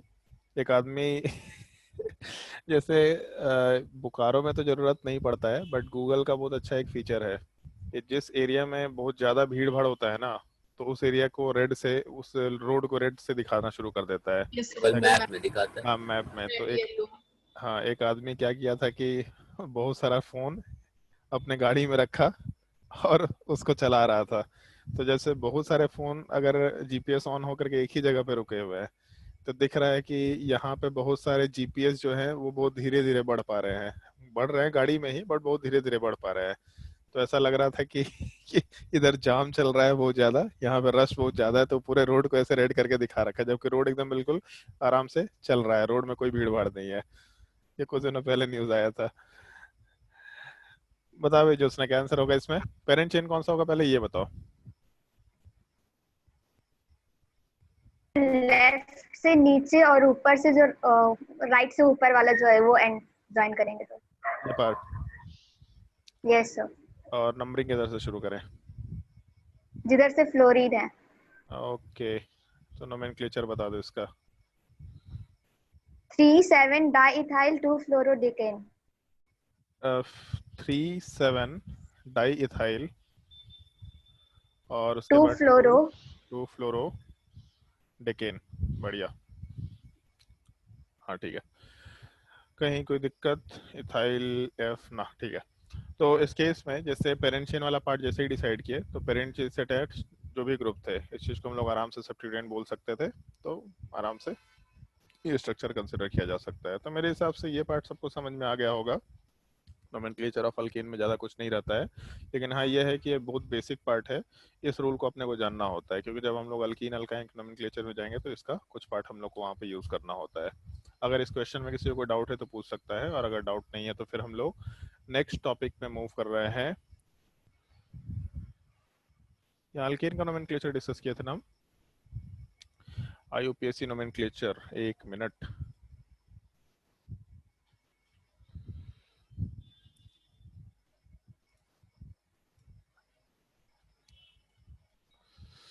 लेक्चर 3 और ये हो जाएगा तुम्हारा लेक्चर 1 ऑफ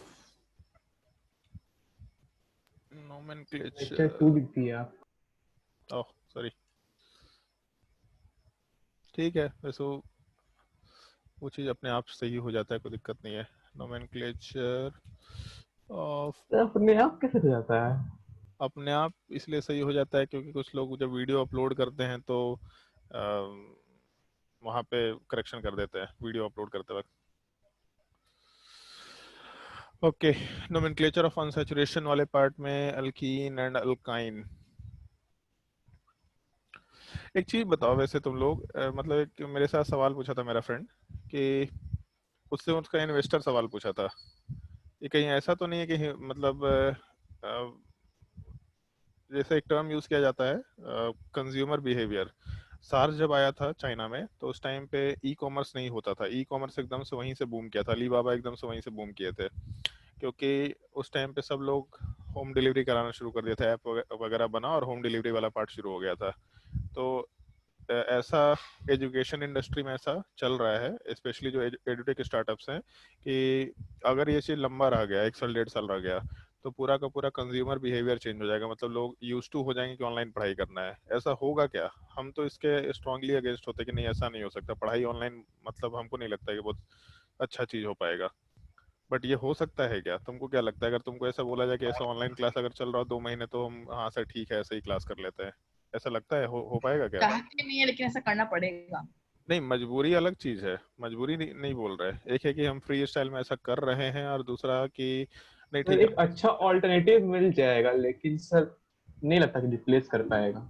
अब हमको ऐसा लगता है, जो हम अपने दोस्त को भी जवाब दिए क्योंकि हमसे इसलिए पूछा, बोला कि तुम कोचिंग, वही जो मेगा एग्जाम्स में जो मेरा फ्रेंड है वो बोला कि तुम कोचिंग चला रहा है तो तुमको एग्जैक्टली मालूम है कि क्या स्टूडेंट लोग फील करते हैं। तो हम उसको बोले देखो, हम बहुत दिन से चाहते थे कि हम टेक्नोलॉजी को इंटीग्रेट करें बट हम कर नहीं पा रहे थे। अब जैसे मान लो हमको एक और डायरेक्शन मिला है कि पहले हम सोचते थे क्लास में हम प्रोजेक्टर पे अपना नोट्स रखें और हम फिर उसके बाद आराम से उस चीज़ को एक्सप्लेन करते जाए, क्योंकि क्लास में मोस्टली एक्सप्लेन करना होता है। हम बोर्ड पे लिख रहे हैं, फिर बच्चा को बोल रहे हैं नोट डाउन करो, तो बच्चा तो नोट डाउन करेगा, वो एकदम मस्ट है। जब तक आप लिखेंगे नहीं तब तक आपके दिमाग में चीज़ें नहीं जाएंगी, लिखना मस्ट कंडीशन होता है। और नहीं तो बहुत एक्सटेंसिवली क्वेश्चन सॉल्व करें। तो अगर हम एक प्रोजेक्टर यूज करें तो हमको पहले पूरा स्लाइड बनाना होता, वो बहुत और हेक्टिक काम है। लेकिन ये वन नोट हमको पहले नहीं मालूम था, तो लॉकडाउन होने से मेरे पास टेक्नोलॉजी बहुत अच्छे तरीके से यूज करने का एक हमको रास्ता मिल गया। हम उसको ये बोले कि टेक्नोलॉजी इंटीग्रेट करेंगे तो एजुकेशन इंडस्ट्री बहुत अच्छे तरीके से ग्रो कर सकता है, काफ़ी अच्छे तरीके से। मतलब उसमें इम्प्रूवमेंट हो सकता है, बहुत इम्प्रूवमेंट का स्कोप है यहाँ पे, बहुत एक्सट्रीम इम्प्रूवमेंट का स्कोप है। लेकिन अगर बोलेंगे कि नहीं ऑफलाइन क्लासेस एकदम बंद हो जाएगा, केवल प्योरली ऑनलाइन होगा, तो हमको नहीं लगता ये पॉसिबल है। किसी को मन नहीं करता पढ़ने का। तुम लोग 5-6 लोग हमको जानता है। अनूप के हम घर गए थे तो इसका सबसे पहला एक्सप्रेशन पता है क्या था? क्या था भी अनूप? सर लंबे लग रहे थे। अनूप बोला कि सर कुछ ज्यादा ही लंबे नहीं है आप? तो बोले कुछ ज्यादा ही लंबे है क्या मतलब? लगे सर मतलब फोटो देख के ऐसा नहीं लगता था आप बहुत ज्यादा लंबे हैं। तो जैसे वो पहली बार मिला तो जैसे एक कनेक्ट होता है, उससे हम मिल लिए तो हमको ही मालूम है कि अच्छा उसका शक्ल कैसा दिखता है, वो देखने में कैसा है, उसका मजाक उड़ा सकते हैं कि नहीं मजाक उड़ा सकते हैं, बट ऑनलाइन में कैसे फीलिंग आएगा? तो वो कनेक्शन नहीं फील होता। हम उसको यही चीज बोले कि कंज्यूमर बिहेवियर चेंज हो सकता है अगर हम लोग इसको टेक्नोलॉजी को as a good service use करें, उसको हम इंटीग्रेट करें अपने डे टू डे एक्टिविटी में। लेकिन कम्प्लीटली अगर सोचेंगे कि ऑनलाइन हो जाए तो हमको नहीं लगता है बहुत अच्छा चीज है, मजा नहीं आता। हम भी अब बोर हो गए, मतलब पढ़ा पढ़ा के 2 क्लास में ऐसा लगता है कि शरीर का जान निकल गया है, जबकि पहले 6 4 4 घंटे मतलब 4 4 क्लासेस लेने पे भी दिक्कत नहीं होता था। पता नहीं क्यों, स्क्रीन देखते रहो, तुम्हारा चेहरा नहीं दिख रहा है, हमको पढ़ाते जा रहे हैं, क्या मजा आएगा इसमें यार किसी को भी। खैर ठीक है। अगर 5G आ गया तो फिर शक्ल देख के टाइम खींचने फाइव का मजा नहीं आता। फाइव रैंडम वीडियो ऑन करके रखेगा। यार 5G आ जाए या फिर 4G आ जाए, वो मतलब रहेगा वो मशीन ही, वो एनी हाउ ठीक है। जैसे बात लास्टली ये होता है ना कि कौन से टाइप के स्टूडेंट है। जैसे तुम्हारा बैच है, तुम्हारे बैच को दिक्कत नहीं है, तुम्हारे लिए अच्छा चीज है कि तुम्हारा टाइम कंजर्व होगा, और बुकलेट वगैरह प्रिंटेड मोड में है अपना, वहीं से क्वेश्चन सॉल्व कर लिया तो काम हो गया। और जैसे मान लो कि एक काम कर सकते हैं कि रेदर देन स्क्रीन पे पढ़ाई करने के एक पॉकेट प्रोजेक्टर खरीद लिया। आजकल एलईडी प्रोजेक्टर आता है 5,000 6,000 का, तो प्रोजेक्टर से दीवार पे प्रोजेक्ट कर लिया, उससे आंख पे स्ट्रेस भी नहीं पड़ रहा, चलेगा काम, कोई दिक्कत नहीं है। लेकिन पॉइंट ये है कि मतलब जब तक, जैसे अच्छे स्टूडेंट्स के लिए चीज अच्छा है, कोई दिक्कत नहीं है, टाइम बच रहा है। जो अच्छे स्टूडेंट नहीं उनका क्या, उनको तो कितना भी बोलते रह जाओ, लोग पढ़ाई नहीं करना है उनको। प्यार से समझाओ, डांट के समझाओ, एक आध थप्पड़ लगाओ तो भी पढ़ाई नहीं करना है। वो मजबूरी में उधर आके बैठते हैं तो क्लास में कुछ सुनते रहते हैं। आजकल तो क्लास में भी लोग पबजी खेलना शुरू कर देते हैं। तो ये चीज तो बहुत मुश्किल होता है, उनको पढ़ा पाना बहुत मुश्किल चीज है। अब पता नहीं। और दूसरा ये है कि टेक्नोलॉजी का यूज करना कितने एफिशिएंटली आता है लोगों को। हम कल एक चीज देख रहे थे, मेरे दोस्त जब पूछा था तो हम ऐसे ही सर्च कर रहे थे, और ये चीज हुआ भी है, तुम्हारे स्कूल्स वगैरह में भी होता है कि टीचर्स लोगों के साथ बहुत मजाक किया गया है इस ऑनलाइन क्लासेस को लेकर के, कि क्लासरूम में कोई भी बच्चा घुस गया, हल्ला मचा रहा सर है। एक यूट्यूबर है, उसका नाम सुनबे, उसको देखिएगा। चलो देख लेंगे। हम कल वैसे सर्च करते हैं, हमको बड़ा गंदा चीज लगा, ये बहुत एक्सट्रीम गंदा चीज लगा कि टीचर्स जैसे एक तो उनके अंदर इतना डर है, वो टेक्नोलॉजी यूज नहीं करना चाहते। ये सर लोग के साथ है, जैसे फिजिक्स में एक सौरभ सर है, तो वो नहीं करना चाहते। मतलब उनको बोल दीजिए कि सर क्लास क्रिएट कर लीजिए, जबकि वो एकदम बिल्कुल यंग है, हम लोग के एज ग्रुप के हैं। बट जब उनको बोला जाता है क्लास क्रिएट कर लीजिए, कुछ भी गड़बड़ होता था तो सीधा उत्पल सर आइए ना, देखिए ना थोड़ा क्या हुआ। तो उनको नहीं करना होता था। मतलब पता नहीं क्यों, एक अंदर से डर है। बहुत सारे लोगों के साथ होता है। हम भी जब क्लास लेते हैं तो हम तो करते हैं आराम से यूज, बट जैसे अब ये सर आते तो सर देखिए ना इसमें कुछ हो रहा है क्या, इसमें देखिए कैसे कर पाएंगे। जैसे एनोटेशन वाला जो चीज है, वो एनोटेशन हमको मालूम है, कैसा कोई लिख दिया तो ऐसे मिटा दिया है। पहली बार जब हुआ था अभिजीत सर के स्क्रीन पे, तो सर परेशान है, सर क्या हो गया, ये क्या हो रहा है, ये क्या हो रहा है वो परेशान हो गए। तो जो प्रोफेसर लोग हैं या फिर जो स्कूल के टीचर्स हैं, उनका एज मतलब 45 50 के एज में चले गए, उनको नहीं आता टेक्नोलॉजी यूज करना, और उसमें लोग इस तरह का हरकत कर रहे हैं। कुछ बच्चे लोग एकदम बिल्कुल अजीब टाइप का गंदा हरकत कर रहे थे। ये सब बहुत गंदा चीज था। मतलब हमको तो ये चीज पता नहीं क्यों अच्छा नहीं लगा। ये ऐसा नहीं कर सकते यार उनके, और उनको एक तो वैसे ही ऑनलाइन पढ़ाना में एडजस्ट करना कितना मुश्किल काम है, ऊपर से इस तरह का हरकत कर रहे हैं लोग। ये नहीं करना चाहिए था, एकदम बहुत गंदा चीज है। अब पता नहीं वो लोग एडजस्ट भी नहीं कर पाएंगे। बहुत सारे लोग तो, एक दो वीडियो आया भी जिसमें टीचर्स लोग एकदम रोना शुरू कर दिए थे, इतना ज्यादा वो, मतलब क्या बोल सकते हैं उसको, गुस्से में आ गए थे। ये चीज नहीं होना चाहिए था। अब हमको नहीं लगता है कि ऑनलाइन में इतना पॉसिबिलिटी है। अब जैसे आदित्य आर्यन है, इसका सामने रह के जो मजाक उड़ाएंगे, उसका जो फीलिंग आएगा वो ऐसे ऑनलाइन में थोड़ा ना फीलिंग आता है। कि मुंह पे डायरेक्ट एक्सप्रेशन देखने का मजा ही कुछ और है। और क्या, मान लो आदित्य का मजाक उड़ाएंगे, उसका चेहरा जैसे उतरा हुआ रहेगा तो देख करके और हंसी, एक तो हंसी रहे होंगे, ऊपर से उसका चेहरा उतरेगा तो और हंसी आएगा। जो जो फीलिंग इसमें आएगा वो कहाँ ऐसे ऑनलाइन में पता चल रहा है। ऐसा मजा नहीं आता। टांग खींचते तो मैं खुद पे भी हंसने लगता हूँ। सही चलो में ठीक है, खुद ठीक पे हंसोगे तो दूसरे लोग कम हंसेंगे। है, ठीक है। हम उसका फीडबैक पास ऑन कर देंगे कि ऐसा ऐसा होने वाला है, क्योंकि वो लोग के मतलब इन्वेस्टमेंट उन लोग को जो मिलता है इन सब चीजों के ऊपर, कि आगे का प्रोजेक्शन क्या है, आगे इन फ्यूचर क्या होने वाला है। तो पूछ रहा था हमसे कि इस मोड पे हमको इन्वेस्टमेंट मिल सकता है, काफी अच्छा इन्वेस्टमेंट मिल सकता है। तो हम उसको मना कर दिया कि नहीं, बहुत अच्छा काम का नहीं है, बाकी एक बार तुम बाकी जगह से भी फीडबैक ले लो, हम अपने स्टूडेंट लोगों से पूछ करके बता देंगे। अभी हमको ध्यान में है, इसलिए हम पूछ लिया। खैर सर चलो। लेकिन एडवांटेजेस को ओवरसी थोड़ी कर सकता है, एडवांटेजेस एडवांटेज तो बहुत सारा एडवांटेजेस एडवांटेजेस मतलब एडवांटेजेस बहुत ज्यादा है। जैसे डाउट सेशन लेना है अगर, तो डाउट सेशन के लिए कोई क्यों आएगा 1 घंटे के लिए? वो डाउट सेशन अपना one on one zoom classes के थ्रू ले लिया, पहला चीज। दूसरा एडवांटेज ये है कि जैसे मान लो कि हम वही बोले, क्लास में हम प्रोजेक्टर पे अगर पढ़ा रहे हैं तो ये वन नोट वाला जो चीज है, इससे हम आराम से पढ़ा सकते हैं, फटाफट पढ़ा सकते हैं। कुछ क्लासेस या कुछ टॉपिक्स ऐसे होते हैं जो एक्चुअली में पढ़ाने लायक नहीं होता, लेकिन उसको पढ़ाने पे स्टूडेंट्स को एक सेटिस्फेक्शन होता है कि चलो ठीक है ये भी पढ़ लिए, अब हम कर पाएंगे। जैसे ऑर्गेनिक केमिस्ट्री में होता है रिडक्शन ऑक्सीडेशन, वो एक्चुअल में रटने वाला टॉपिक है, लेकिन जब हम उसको बोल देते हैं तो रटना आसान हो जाता है वो चीज़। तो उस चीज़ को हम ऑनलाइन लेक्चर में डाल देंगे या फिर बोलेंगे आज ऑनलाइन क्लास है, ये काम कर सकते हैं। दूसरा, बोकारो जैसे जगह के लिए बहुत अच्छा है ये, क्योंकि यहाँ टाइम थोड़ा कम है, मेरे पास काफ़ी कम है इनफैक्ट। मतलब जहाँ हम कोटा से कंपेयर करते हैं तो यहाँ नंबर ऑफ क्लासेस काफ़ी कम मिलता है, उसमें उतने ही सिलेबस को करना होता है। तो इस तरह का सिचुएशन के लिए हम ऑनलाइन क्लासेस अगर यूज़ करते हैं तो मेरा काफ़ी टाइम रिड्यूस हो जाएगा। बेसिकली अगर हम पहले से नोट्स बना के चले गए तो मेरा काम बहुत रिड्यूस हो जाएगा। दूसरा, जैसे आज के टाइम पे मान लो सबके हाथ में फ़ोन है, तो जो हम डीपीपी दे रहे हैं वो डीपीपी ऑन द स्पॉट हम बना करके रखे, तुरंत अपने फ़ोन से लाइव किया और बोले चलो भाई सब लोग डीपीपी सॉल्व करो। डीपीपी सॉल्व किया, तुरंत हमको रिपोर्ट का प्रोग्रेस मिल गया, मतलब प्रोग्रेस का रिपोर्ट मिल गया कि हाँ ये लोग ऐसा ऐसा ऐसा किया है। तो अगर आप टेक्नोलॉजी को इंटीग्रेट कर रहे हैं तो एनी हाउ बहुत बेटर है। अगर टेक्नोलॉजी को इंटीग्रेट कर पाए तो, पहले हमको नहीं समझ में आता कि टेक्नोलॉजी को इंटीग्रेट कैसे कर सकते हैं, मतलब किस डायरेक्शन से करें। दो चार चीज़ें समझ में आई थी बट नहीं समझ में आ रहा था। जैसे एक छोटा सा चीज़ है, मान लो एक चीज़ दिखाता है, ये तुम लोग को स्क्रीन दिख भी रहा होगा। जैसे यहाँ पे हम लिखे अल्काइन वाला चीज़, और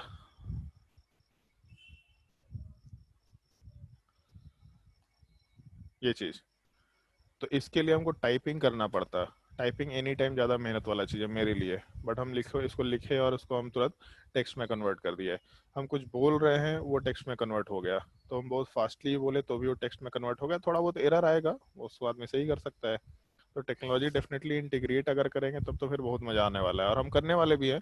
लॉकडाउन जैसे ही ख़त्म होगा तो हम तो पहले प्रोजेक्टर लगवाने वाले हैं हर एक क्लासरूम में, ताकि मेरा क्लास बहुत ही इफिशिएंटली हो जाए। हमको रोज रोज बोर्ड पे हम क्यों लिखे भाई, बोर्ड पे हम स्मार्ट केवल बोर्ड खरीद लीजिए, क्या स्मार्ट बोर्ड खरीद लीजिए। स्मार्ट बोर्ड हम पता किए थे, स्मार्ट बोर्ड बहुत सक्सेसफुल नहीं है, वो देखने में अच्छा लगता है बट सक्सेसफुल नहीं है वो।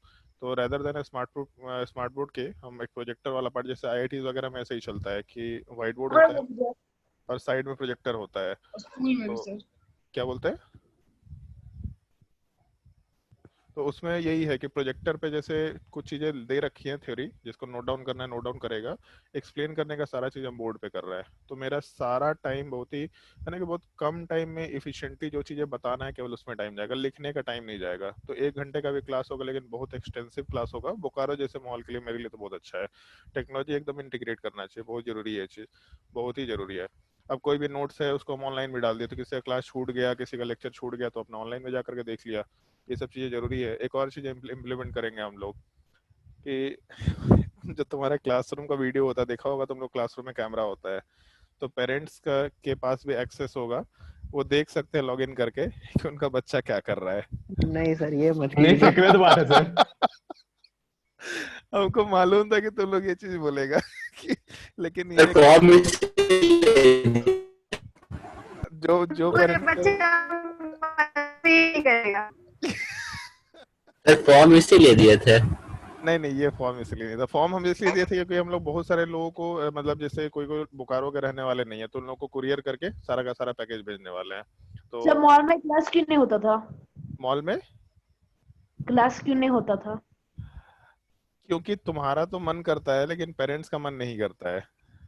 तो बड़ा डिफिकल्ट डिसीजन था जो हम लोग को लेना पड़ा। पेरेंट्स, बच्चे लोग चाहते हैं कि मॉल में क्लास हो, बट पेरेंट्स लोग ये उल्टा है कि मॉल में कैसे क्लास होता है। हम लोग कुछ नहीं कर सकते, लास्टली पेरेंट्स के ऊपर। मतलब यही चीज अगर दिल्ली में होता, बॉम्बे में होता, रांची पटना में होता तो कोई दिक्कत नहीं है, बट बोकारो के लिए ये डिसीजन बहुत गलत था। हम ओपन माइंडेड है, स्टूडेंट लोगों को फर्क नहीं पड़ता, उनको तो और मजा आता है। लेकिन पेरेंट्स लोगों के हिसाब से मॉल में क्लास होता है, मॉल में क्या कैसे क्लास होता है? मॉल में बच्चा खेलने जाएगा कि मतलब वहाँ शॉपिंग करने जाएगा तो पढ़ाई करने जाएगा? अब ये मॉल सब तो बंक की चांसेस भी ज्यादा है, क्या है, बंक के ऑप्शंस भी तो ज्यादा है। अगर नहीं आप मान लीजिए ये वो बहुत बिल्डिंग गलत, ये बहुत ये है बहुत ये बहुत गलत टाइप का कंसेप्ट है। तुम रोज अगर मॉल में जाएगा ना तो तुम्हारा मॉल में जाने का मन नहीं करेगा। पहला दिन सब लोग मॉल से निकला, मतलब क्लास से निकला और मॉल घूमते हुए आया, दूसरा दिन भी आया, 10 दिन के बाद सब लोग अपना सीढ़ी से जाता था, चुपचाप सीढ़ी से लौटता था, मॉल में कोई नहीं घुसता था। ये बिहेवियर अपने आप कितना दिन मॉल में देखेगा, घटिया सा मॉल में कितना चीज देखेगा तुम। अब तो बिग बाजार भी बंद हो गया मॉल में, मालूम पड़ा तुम लोग? बिग बाजार बंद हो गया। नो सर, क्यों? बिग बाजार बंद हो गया मॉल में। क्यों सर? क्यों? क्योंकि बहुत भीड़ रहता था। बोकारो में सेल नहीं है, और बोकारो में लॉकडाउन की वजह से काफी ज्यादा लॉसेस हो रहे थे इन लोगों को। तो बिग बाजार वैसे भी पूरे इंडिया भर में भी लॉसेस चल रहे थे, पूरा बिग बाजार बंद हो गया। और हम यही सोच रहे कि अगर बिग बाजार बंद हो गया तो फिर मॉल में जाएगा कौन? कोई नहीं जाने वाला, मॉल ऐसे ही खत्म हो जाएगा। बहुत बड़ी चीज है ये। वैसे हमको भी अभी 4 दिन पहले पता चला, उत्पल सर शॉपिंग करने गए थे तो पता चला मॉल बंद हो गया है, तो फिर रिलायंस जियो मार्ट है वहां से शॉपिंग किया फिर वो। पीटर इंग्लैंड में जाएगा सब अब। Made in India. चलो बकवास नहीं, ध्यान दो इधर। सर अपने स्कूल में के 60 टीचर हो, 60+ होंगे, उनके क्लास में एक बच्चा हर बार मंथली आता है और भोजपुरी गाना बजा के जाता है। यार उसको मना कर दो, अगर तुम्हारा दोस्त है तो खुद से ही मना कर दो मेरा कि दोस्त नहीं ऐसा है मत ना, करो। मेरे ठीक है, दोस्त का दोस्त है। अगर जान पहचान का तो उसको मना कर दो। ये मतलब हम अपने एंड से हम बहुत मस्ती कर सकते हैं, टीचर्स के क्लास में हमको भी मजा नहीं आता, लेकिन टीचर के लिए थोड़ा गलत है। एटलीस्ट जिस एज के टीचर है सर वो वो 60 साल बहुत के। फ्रेंडली है, वो सबसे बात करते हैं, देवेंद्र सर हाँ नाम है उनका। अच्छी चीज है, अच्छी चीज है, लेकिन जब बात करते तो इसका मतलब ये नहीं कि लाइन क्रॉस किया जाए। मतलब ऐसा काम मत करो कि टीचर को स्टूडेंट के सामने थोड़ा बेइज्जत टाइप का होना पड़े। ये बहुत गलत हो जाता है। मतलब हम भी तुम लोगों के साथ हंसी मजाक कर रहे हैं, लेकिन एक सर्टेन लिमिट तक, एक सर्टेन लिमिट तक चीजें ठीक है। उसके बाद थोड़ा डिफरेंसेस क्रिएट, एक बार तुम लोग यहाँ से निकलो, कॉलेज चले जाओ, उसके बाद तुमको नया अतुल सर दिखाई देंगे। बहुत सारे स्टूडेंट देख चुके हैं ये फेज मेरा, कि उनके साथ हम पार्टी भी कर चुके हैं, तो वो तुमको दिखाई देगा। बट कॉलेज में चले जाओ तो वहाँ का कल्चर अलग है। जैसे कॉलेज में सर भैया दीदी ये सब नहीं बोला जाता, नाम से बुलाया जाता है। मेरे सीनियर है तो भी हम नाम बुलाएंगे, जूनियर है तो भी नाम से ही बुलाया जाएगा हमको। तो ये कल्चर कॉलेज में होता है, तो वहाँ पे सीनियर जूनियर कुछ नहीं होता। यहाँ से एक बार तुम लोग निकला तो फिर कोई सर टीचर और स्टूडेंट कुछ नहीं, वहाँ से निकल गया तो उसके बाद दोस्त टाइप का बिहेवियर। तो वहाँ का बिहेवियर अलग है, लेकिन टीचर्स के साथ ये बैरियर थोड़ा रखो। अगर तुमको लगता है कि वो स्टूडेंट को जानते हैं तो उसको मना कर दो कि मत क्या करो, क्या जरूरत है भाई करने का। दूसरे लोग को भी एम्बेरसिंग फील होता है, अच्छी चीज सर नहीं, एक मेरे तरफ से साथ अच्छा ही हो गया, वो ऐसे सीखना नहीं चाहते थे, अब सब कुछ सीख के रखे हैं, कैसे किक करना है, कैसे मतलब ये चीज जरूरी है। टेक्नोलॉजी सीखने आना चाहिए, सबको टेक्नोलॉजी यूज करने आना चाहिए। और बहुत सारे लोगों को सीखना पड़ गया, ये बहुत अच्छी चीज है। हम लोग को भी सीखना पड़ गया, हम भी नहीं जानते थे ये सब चीज। बट ये लॉकडाउन हमको बहुत सारी चीज सिखा दिया। हम लोग ऑफिस क्यों छोड़े, लोग उसको बोलते हम लोग बंद कर दिया। हम लोग उसको छोड़ने के पीछे रीजन है कि हम लोगों को ऑनलाइन अपना प्रेजेंस दिखाना है। ऑनलाइन जितना ज्यादा से ज्यादा हम लोग अच्छा सिस्टम बना पाए। तो अब मेगा एग्जाम्स का पोर्टल है, जितना एक्सटेंसिव पोर्टल वो लोग बना रहे हैं, और हम लोग के हिसाब से, हम लोग के रिक्वायरमेंट के हिसाब से जितना मॉडिफिकेशन कर रहे हैं, उस मॉडिफिकेशन को करने के लिए अप्रोक्सीमेटली हमको अभी से लेके 2 साल तक के अंदर अप्रोक्सीमेटली हमको लगता है कि 10 से 15 लाख रुपए का इन्वेस्टमेंट लगेगा। तो हम क्यों अपने ऑफिस का जगह रखेंगे। हम उस सिस्टम को जितना हो सकता है स्ट्रॉन्ग करने की कोशिश करेंगे। तो हम लोग अपना ऑनलाइन प्रेजेंस जितना ज़्यादा से ज़्यादा हो सकता है करने की कोशिश कर रहे हैं। मतलब है ना कि एक अच्छा सॉलिड सिस्टम, जो बोला ना अनूप, कि ऑनलाइन अगर ढंग से यूज़ किया जाए तो बहुत अच्छा होगा, वो हम लोग करने की कोशिश कर रहे हैं। क्योंकि ऑफलाइन तो पूरा दुनिया पढ़ा ही रहा है, ऑफलाइन पढ़ाना भी है, लेकिन ऑफलाइन के साथ साथ ऑनलाइन क्या हेल्पफुल चीज़ें हो सकती है वो हम लोग के लिए बहुत ज़रूरी होगा। हम लोग वो डायरेक्शन में काम करने की कोशिश कर रहे हैं। एक शायद तुम लोग के बैच में एक स्टूडेंट आके मिला था उत्कर्ष, IIT BHU, जिसके बारे में बता भी रहे थे तुम लोगों को। तो वो भी यही बोला कि सर हम भी ऑनलाइन एडिटेक में दिमाग लगाना चाह रहे हैं, क्योंकि पता नहीं क्यों हमको लगता है कि इस डायरेक्शन में बहुत काम करना बाकी है। क्योंकि बोकारो में पढ़ा, कोटा में पढ़ा, देखा कि काफ़ी डिफरेंसेस है। मतलब बहुत काम इस फील्ड में करना बाकी है। वो भी इस फील्ड में इसलिए जुड़ रहा है मेरे साथ क्योंकि उसको ऑनलाइन एडुटेक में ही काम करना है। बोले कि हम भी सर स्टार्टअप ही करना चाहेंगे, एक ऐसा सिस्टम बना के रखना चाहेंगे जहाँ पे 4 साल 5 साल के बाद फिर हम फ्री हो जाए, और उस सिस्टम से हमको थोड़ा बहुत भी रेवेन्यू आता तो हमको कोई दिक्कत नहीं है। फिर कल को हम दूसरा स्टार्टअप करेंगे, फिर तीसरा स्टार्टअप करेंगे, इस टाइप से करेंगे। तो इसीलिए ऑनलाइन तो रहेगा ही रहेगा। देखते हैं हम लोग किस तरीके से उस डायरेक्शन में मूव कर सकते हैं। खैर बकवास नहीं, चलो अल्कीन अल्कीन वाले पार्ट पे हम लोग बात करते हैं। एक छोटा सा इसमें पार्ट ध्यान रखना, जैसे अगर हम लोग अनसैचुरेशन की बात करेंगे तो अल्कीन और अल्काइन अलग अलग कंसिडर नहीं किया जाएगा, उसको ओवरऑल हम लोग अनसैचुरेशन बोला करेंगे। अब वो डबल बॉन्ड हो अनसैचुरेशन में या ट्रिपल बॉन्ड हो, उससे मतलब नहीं है। हाँ ये है कि डबल बॉन्ड है तो ईन से रिप्रेजेंट करेंगे, ट्रिपल बॉन्ड है तो आइन से रिप्रेजेंट करेंगे, लेकिन ओवरऑल हम लोग उसको एक सिंगल यूनिट वाइज अनसैचुरेशन बोलेंगे। जैसे मान लो ये कंपाउंड दे रखा। सर एक क्वेश्चन था। हाँ बोलो। सर अगर degree of unsaturation non zero तो हम लोग क्या कंपाउंड को अनसैचुरेटेड कंपाउंड बोल सकते हैं? आप बिल्कुल बोल सकते हैं। ये कंपाउंड, इसमें डिग्री ऑफ अनसैचुरेशन 1 है, लेकिन कंपाउंड को सैचुरेटेड बोलेंगे हम लोग। बोलने का लैंग्वेज सैचुरेटेड होगा, क्योंकि जब हम लोग सैचुरेटेड या अनसैचुरेटेड कंपाउंड बोलते हैं तो वहाँ पे हम लोग डबल बॉन्ड से उसको रिलेट करते हैं। लेकिन जब हम लोग डिग्री ऑफ अनसैचुरेशन निकालेंगे तो डिग्री ऑफ अनसैचुरेशन वाले पार्ट में हम लोग एक और टर्म एक्स्ट्रा ऐड करते हैं, इसलिए डबल बॉन्ड इक्विवेलेंट। तो अनसैचुरेशन मतलब फॉर्मूले में हम लोग डिग्री ऑफ अनसैचुरेशन बोला करते हैं, लेकिन वो डिग्री ऑफ अनसैचुरेशन नहीं है यहाँ पे डबल बॉन्ड इक्विवेलेंट है। तो इसीलिए अगर डिग्री ऑफ अनसैचुरेशन का वैल्यू कुछ निकल के आया 1 या 2 कुछ भी निकल के आया, तो भी हो सकता है कि कंपाउंड वाला पार्ट सैचुरेटेड हो, क्योंकि वहां पे कहीं भी डबल बॉन्ड या triple bond, basically pi bond होना चाहिए। अगर पाई बॉन्ड नहीं है तो सैचुरेटेड कंपाउंड आराम से बोला जा सकता है। ठीक है, चलो ध्यान दो। जैसे यहाँ पे मान लो कि एक अल्कीन है और एक अल्काइन है, तो हम लोग इसको अल्कीन अल्काइन के जैसा पहली बार नहीं देखेंगे, बस इसमें एक अनसैचुरेशन, यहाँ पे भी एक अनसैचुरेशन है, मतलब एक अनसैचुरेशन टाइप का यूनिट है। हम लोग केवल इस चीज से मतलब होगा जब हम लोग पेरेंट चेन का डिसीजन करेंगे या फिर नंबरिंग वाला पार्ट कैरी आउट करने की कोशिश करेंगे। तो जैसे अल्कीन अल्काइन है, तो इसमें भी सबसे पहला काम क्या है, तो सबसे पहला काम हम लोग आराम से सिलेक्शन ऑफ पेरेंट चेन लिख सकते हैं। मतलब सबसे बेसिक काम तो ये करना ही करना है, सिलेक्शन ऑफ पेरेंट चेन। कैसे कर सकते हैं सिलेक्शन ऑफ पेरेंट चेन वाला पार्ट? तो इस केस में जैसे हम लोगों को जो रूल्स है उसमें थोड़ा मॉडिफिकेशन करना पड़ेगा। अल्केन वाले पार्ट में क्या रूल था, तो मैक्सिमम नंबर ऑफ कार्बन, फिर उसके बाद मैक्सिमम नंबर ऑफ सब्स्टिट्यूएंट, फिर अल्फाबेटिकल ऑर्डर। तो यहाँ पे हम लोग मैक्सिमम नंबर ऑफ कार्बन तो रखते हैं, लेकिन उससे पहले एक और रूल ऐड कर देते हैं। यहाँ वाले पार्ट में हम लोग मेंशन करते हैं मैक्सिमम नंबर ऑफ अनसैचुरेशन। और अनसैचुरेशन का मतलब डबल बॉन्ड या ट्रिपल बॉन्ड नहीं, बस अनसैचुरेशन का यूनिट।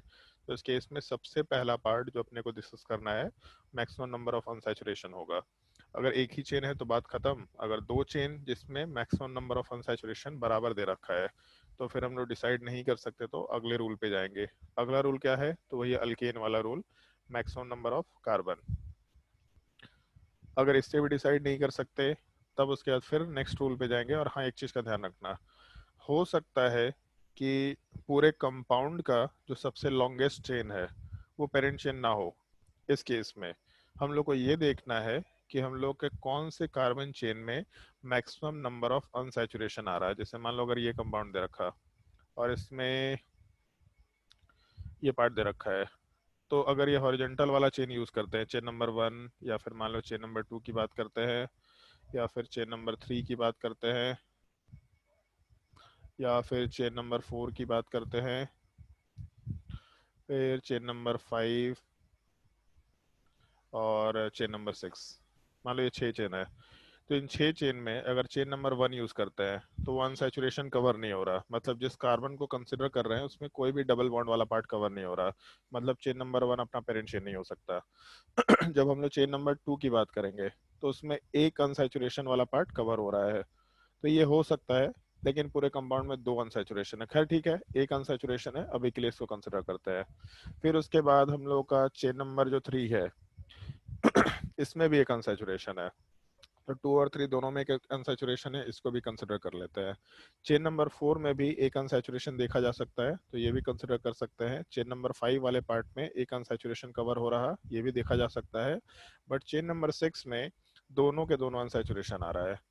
तो अगर चेन नंबर 6 में दोनों अनसैचुरेशन आ रहा है, बाकी सब में एक एक अनसैचुरेशन, मतलब चेन नंबर 6 वाला पार्ट अपना पेरेंट चेन बन जाएगा। चेन नंबर 1, 2, 3, 4, 5 इसमें से कोई भी अपना पेरेंट चेन नहीं होगा, ऐसा हम लोग आराम से बोल सकते हैं। तो अपने पेरेंट चेन को डिसाइड करते वक्त हम लोग पहले मैक्सिमम नंबर ऑफ अनसैचुरेशन देखेंगे, तब मैक्सिमम नंबर ऑफ कार्बन देखेंगे।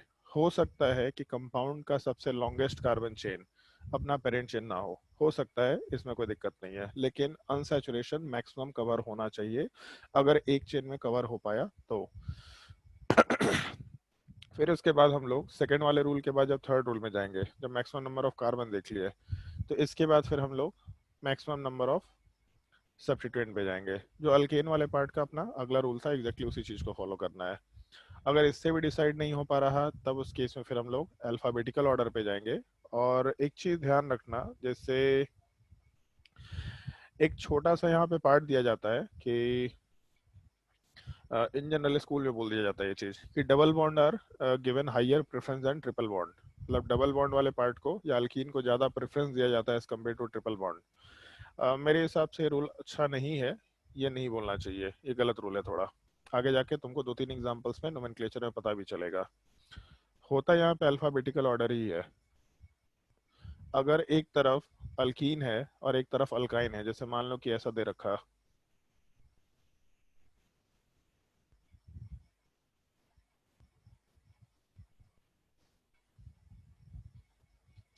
मान लो ये पार्ट दे रखा, बोला इसमें पेरेंट चेन डिसाइड करो, तो कितने पेरेंट चेन हो सकते हैं? तो एक पॉसिबिलिटी, इसके अलावा ये दूसरा वाला पार्ट सेकंड पॉसिबिलिटी, या फिर ये रेड वाला पार्ट तीसरा पॉसिबिलिटी। अगर कार्बन चेन 1 लेते हैं तो 2 अनसैचुरेशन कवर हो रहा, अगर कार्बन चेन 2 लेते हैं तो भी 2 अनसैचुरेशन कवर हो रहा, 3 में भी 2 अनसैचुरेशन जा रहा, ट्रिपल बॉन्ड का 2 अनसैचुरेशन नहीं, अनसैचुरेशन का यूनिट टोटल 3 जा रहा, या सॉरी 2 जा रहा। तो क्या करें? तो लॉन्गेस्ट कार्बन चेन पे जाएंगे। तो एक चीज दिख रहा, इस जंक्शन से राइट साइड में जाने पे 2 कार्बन है, लेफ्ट साइड में जाने पे 2 कार्बन और नीचे जाने पे 3 कार्बन। इसका मतलब ये पार्ट तो रहेगा ही रहेगा, ये बाय डिफॉल्ट है। अब इसके बाद क्या करें? तो यहाँ से हम लोग लेफ्ट साइड में जाएंगे तो भी 2 कार्बन, राइट साइड में जाएंगे तो भी 2 कार्बन, एक एक अनसैचुरेशन दोनों तरफ आ रहा। तो क्या करें? तब उस केस में डबल बॉन्ड को प्रेफरेंस देंगे हम लोग, क्योंकि डबल बॉन्ड वाले पार्ट में ईन है जो कि अल्फाबेटिकली ई में पहले आता है, जबकि अल्काइन वाले पार्ट में अल्फाबेटिकली पहले वाई आ रहा है। तो अल्फाबेटिकली ओवरऑल ईन पहले आएगा, इसलिए हम लोग इसको सेलेक्ट किए। लेकिन अगर इसी सवाल में यहाँ एक कार्बन एक्स्ट्रा होता तो ये अपना पेरेंट चेन नहीं होता, पेरेंट चेन वाला पार्ट दूसरे साइड मूव कर जाता।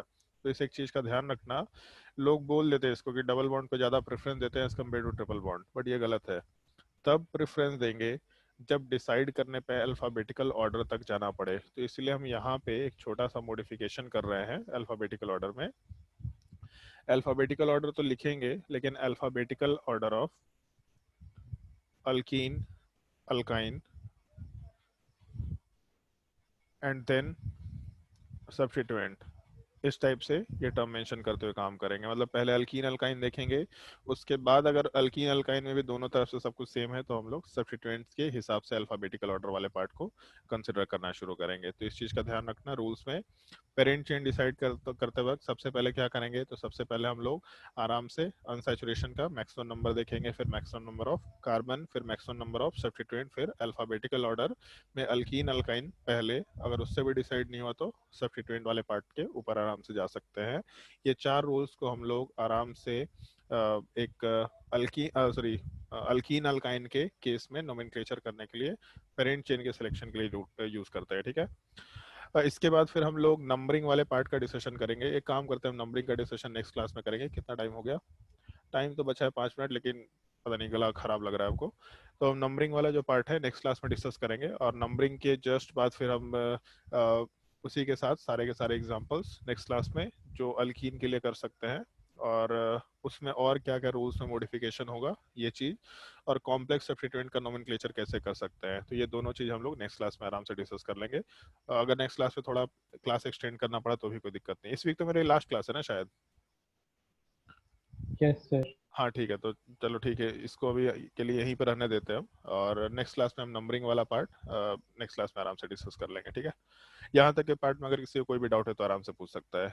अल्कीन अल्काइन वाले पार्ट में पेरेंट चेन के सिलेक्शन, या फिर अल्कीन के नोमेनक्लेचर वाले पार्ट में अगर कोई डाउट है तो पूछो, और अगर डाउट नहीं है तो फिर होमवर्क मिल जाएगा आज।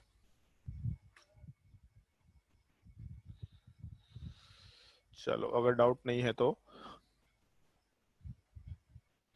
एक तुम लोगों को वर्कशीट भी शेयर करेंगे, वो वर्कशीट वाला पार्ट। तुम लोगों को डीपीपी कहाँ तक मिला है ऑर्गेनिक में? 2 नंबर्स। ओके, तो डीपीपी नंबर 3 हम भिजवा देंगे आज तुम लोग के ग्रुप में। उसके बाद 1 मिनट,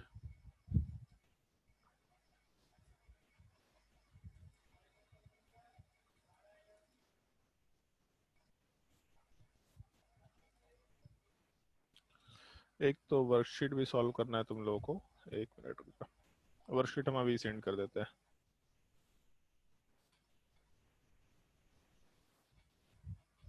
सर एफपीपी क्या होता है? क्या FPP? FTP? First person prosecute. Sir FPP DPP को गलती से एफपीपी लिख दिए थे। एफटीपी को हम तो नहीं सुना ऐसा, वो गलती से हो गया होगा। एफपीपी होता है सर।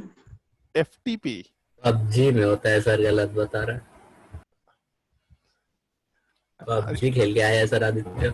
आदित्य आर्यन तुम्हारा अनूप ठीक बोला था सर, बहुत पबजी खेलता है। हाँ भाई, नहीं सर पबजी नहीं खेला मैं। तुम्हारा पाप का घड़ा भर रहा है, एक दिन बहुत मार मारेंगे तुमको हम। चलो कौन सा पकड़ा? काउंट कर रहे हैं, काउंटिंग चल रहा है तुम्हारा। नहीं खेलता सर मैं, आप देख लीजिए मोबाइल में भी। अच्छा चलो ध्यान दो। इसमें सेक्शन ए तो शायद से दे रखा था तुम लोगों को पूरा, बी वाला पार्ट भी दे रखा था। सेक्शन सी पूरा कंप्लीट कर लेना। नोमेनक्लेचर ऑफ अल्केन पूरा हो चुका है तुम लोगों का। अपडेट कर लिया एडोब रीडर। हाँ अपडेट कर लिया। मेरे पास था पहले लैपटॉप में, अपडेटेड वाला ही था, बट इसमें पुराना वाला दे रखा था तो हम इसी को यूज करते थे, जरूरत ही नहीं पड़ रहा था। इसमें कौन कौन सा होमवर्क दिए थे कुछ याद है? डिग्री ऑफ अनसैचुरेशन का शायद सारा होमवर्क दे चुके थे हमको, जहाँ तक ध्यान है ना? Yes sir sir. 5-6 क्वेश्चन दिए थे। हाँ सब्जेक्टिव वाले। 1 2 3 5 चलो ठीक है। ऑब्जेक्टिव में दिए थे 1 2 3 5 और 25 26। ओके ठीक है, बाकी नोमेनक्लेचर तो नेक्स्ट क्लास में ही कर पाएंगे। तो एक काम करो, वर्कशीट वाले में होमवर्क नोट कर लो। वर्कशीट में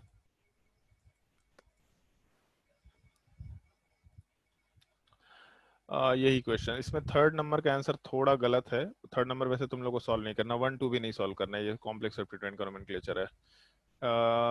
वर्कशीट 2 का क्वेश्चन नंबर 1, लेकिन यार अल्कीन तो बताया नहीं है तुम लोगों को, नहीं इसमें नहीं सॉल्व कर सकते, एक लेक्चर रुकना पड़ेगा शायद। हाँ ठीक है, इसमें छोड़ दो, इसमें अभी होमवर्क नहीं है। इसमें हम लोग एक लेक्चर के बाद ही होमवर्क दे पाएंगे। एक लेक्चर होगा तो तुम लोग को ये सारा जो ब्लू मतलब येलो किया हुआ है सारे क्वेश्चन होमवर्क मिल जाएंगे एक ही बार में। ठीक है, तो आज के लिए बस इतना ही होमवर्क है। जो तुम्हारे वर्कशीट में अल्केन का नोमेनक्लेचर है, उतना पार्ट नोमेनक्लेचर का तुम लोग को सॉल्व करना है। और कहीं अल्केन का नोमेनक्लेचर है क्या?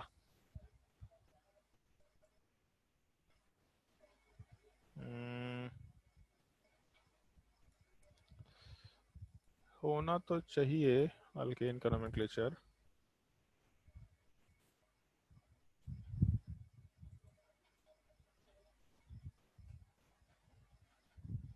इसमें टॉपिक का नाम दे नहीं रखा है।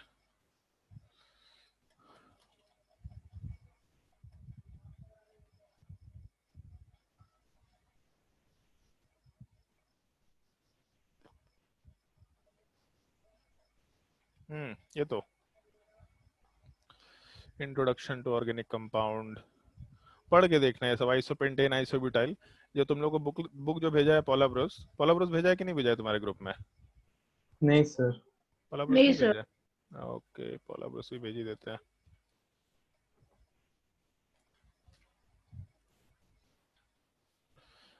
पोलाब्रोस वाले बुक में सेक्शन मतलब chapter number 2 introduction to organic compound, इसमें आइसोब्यूटेन क्या होता है, ये सब चीज़ वैसे भी सुन रखा होगा, बट नहीं भी सुन रखा तो भी एक बार उस चीज़ को देखना। आइसोब्यूटेन, नियोब्यूटेन, आइसोपेंटेन, ये सब जो स्ट्रक्चर दे रखा है ये सब क्या होता है एक बार देखना। और इसमें शायद हम लोग कुछ कुछ होमवर्क दे सकते हैं।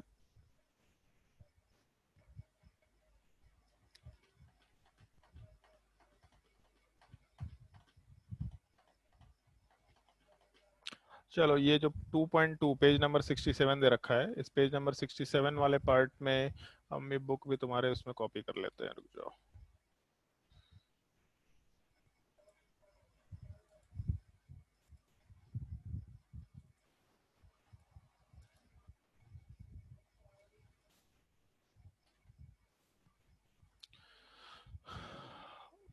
टू 2.2 वाले में पेज नंबर 67, इसमें क्वेश्चन नंबर, ये प्रॉब्लम नंबर 3, ऊपर वाले को मत सॉल्व करना, आइसोमरिज्म का सवाल है। प्रॉब्लम नंबर 3 वाले पार्ट को सॉल्व करना है। फिर उसके बाद नोमेनक्लेचर ऑफ अल्केन, एग्जांपल्स देख सकते हैं इसमें, अल्केन्स के ठीक ठीक एग्जांपल दे रखे हैं, देखना है तो देख सकते हैं इस चीज को। तो ये सब देख लेंगे तो शायद हो सकता है जल्दी सीख पाए। इसमें कॉम्प्लेक्स सब्स्टिट्यूएंट का नोमेनक्लेचर वाला पार्ट दे रखा है। तो जैसे कॉम्प्लेक्स सब्स्टिट्यूएंट का बेसिक नोमेनक्लेचर का फंडा क्या होता है, ये येलो वाला पार्ट, ये कॉम्प्लेक्स सब्स्टिट्यूएंट है। पेरेंट चेन के ऊपर वापस एक और सब्स्टिट्यूएंट, सॉरी साइड चेन के ऊपर वापस एक और सब्स्टिट्यूएंट वाला पार्ट दे रखा है। तो इस चीज को एक बार देखना। और उसके बाद प्रॉब्लम नंबर 4, और ये सबको सॉल्व करना, बहुत एलिमेंट्री प्रॉब्लम है इसमें, बहुत एलिमेंट्री है।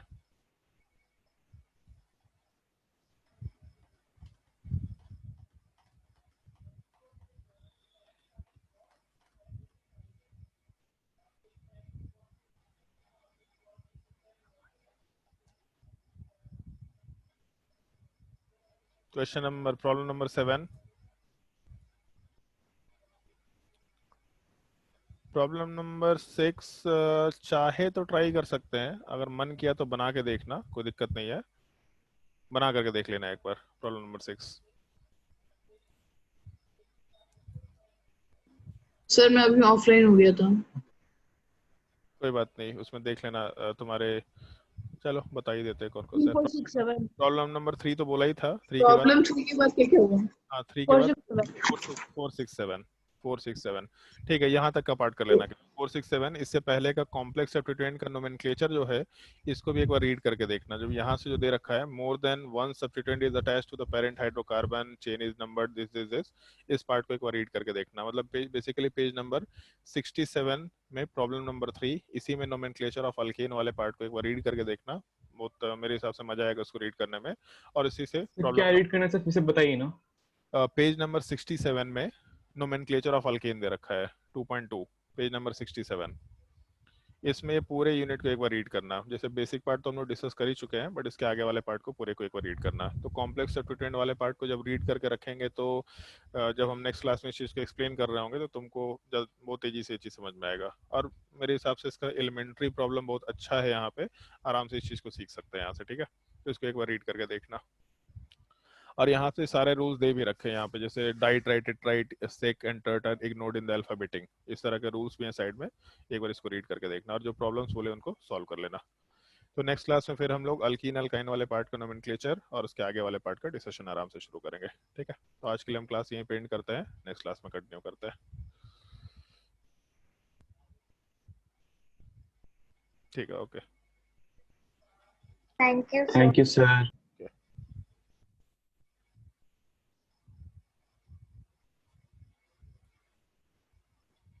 Thank you sir.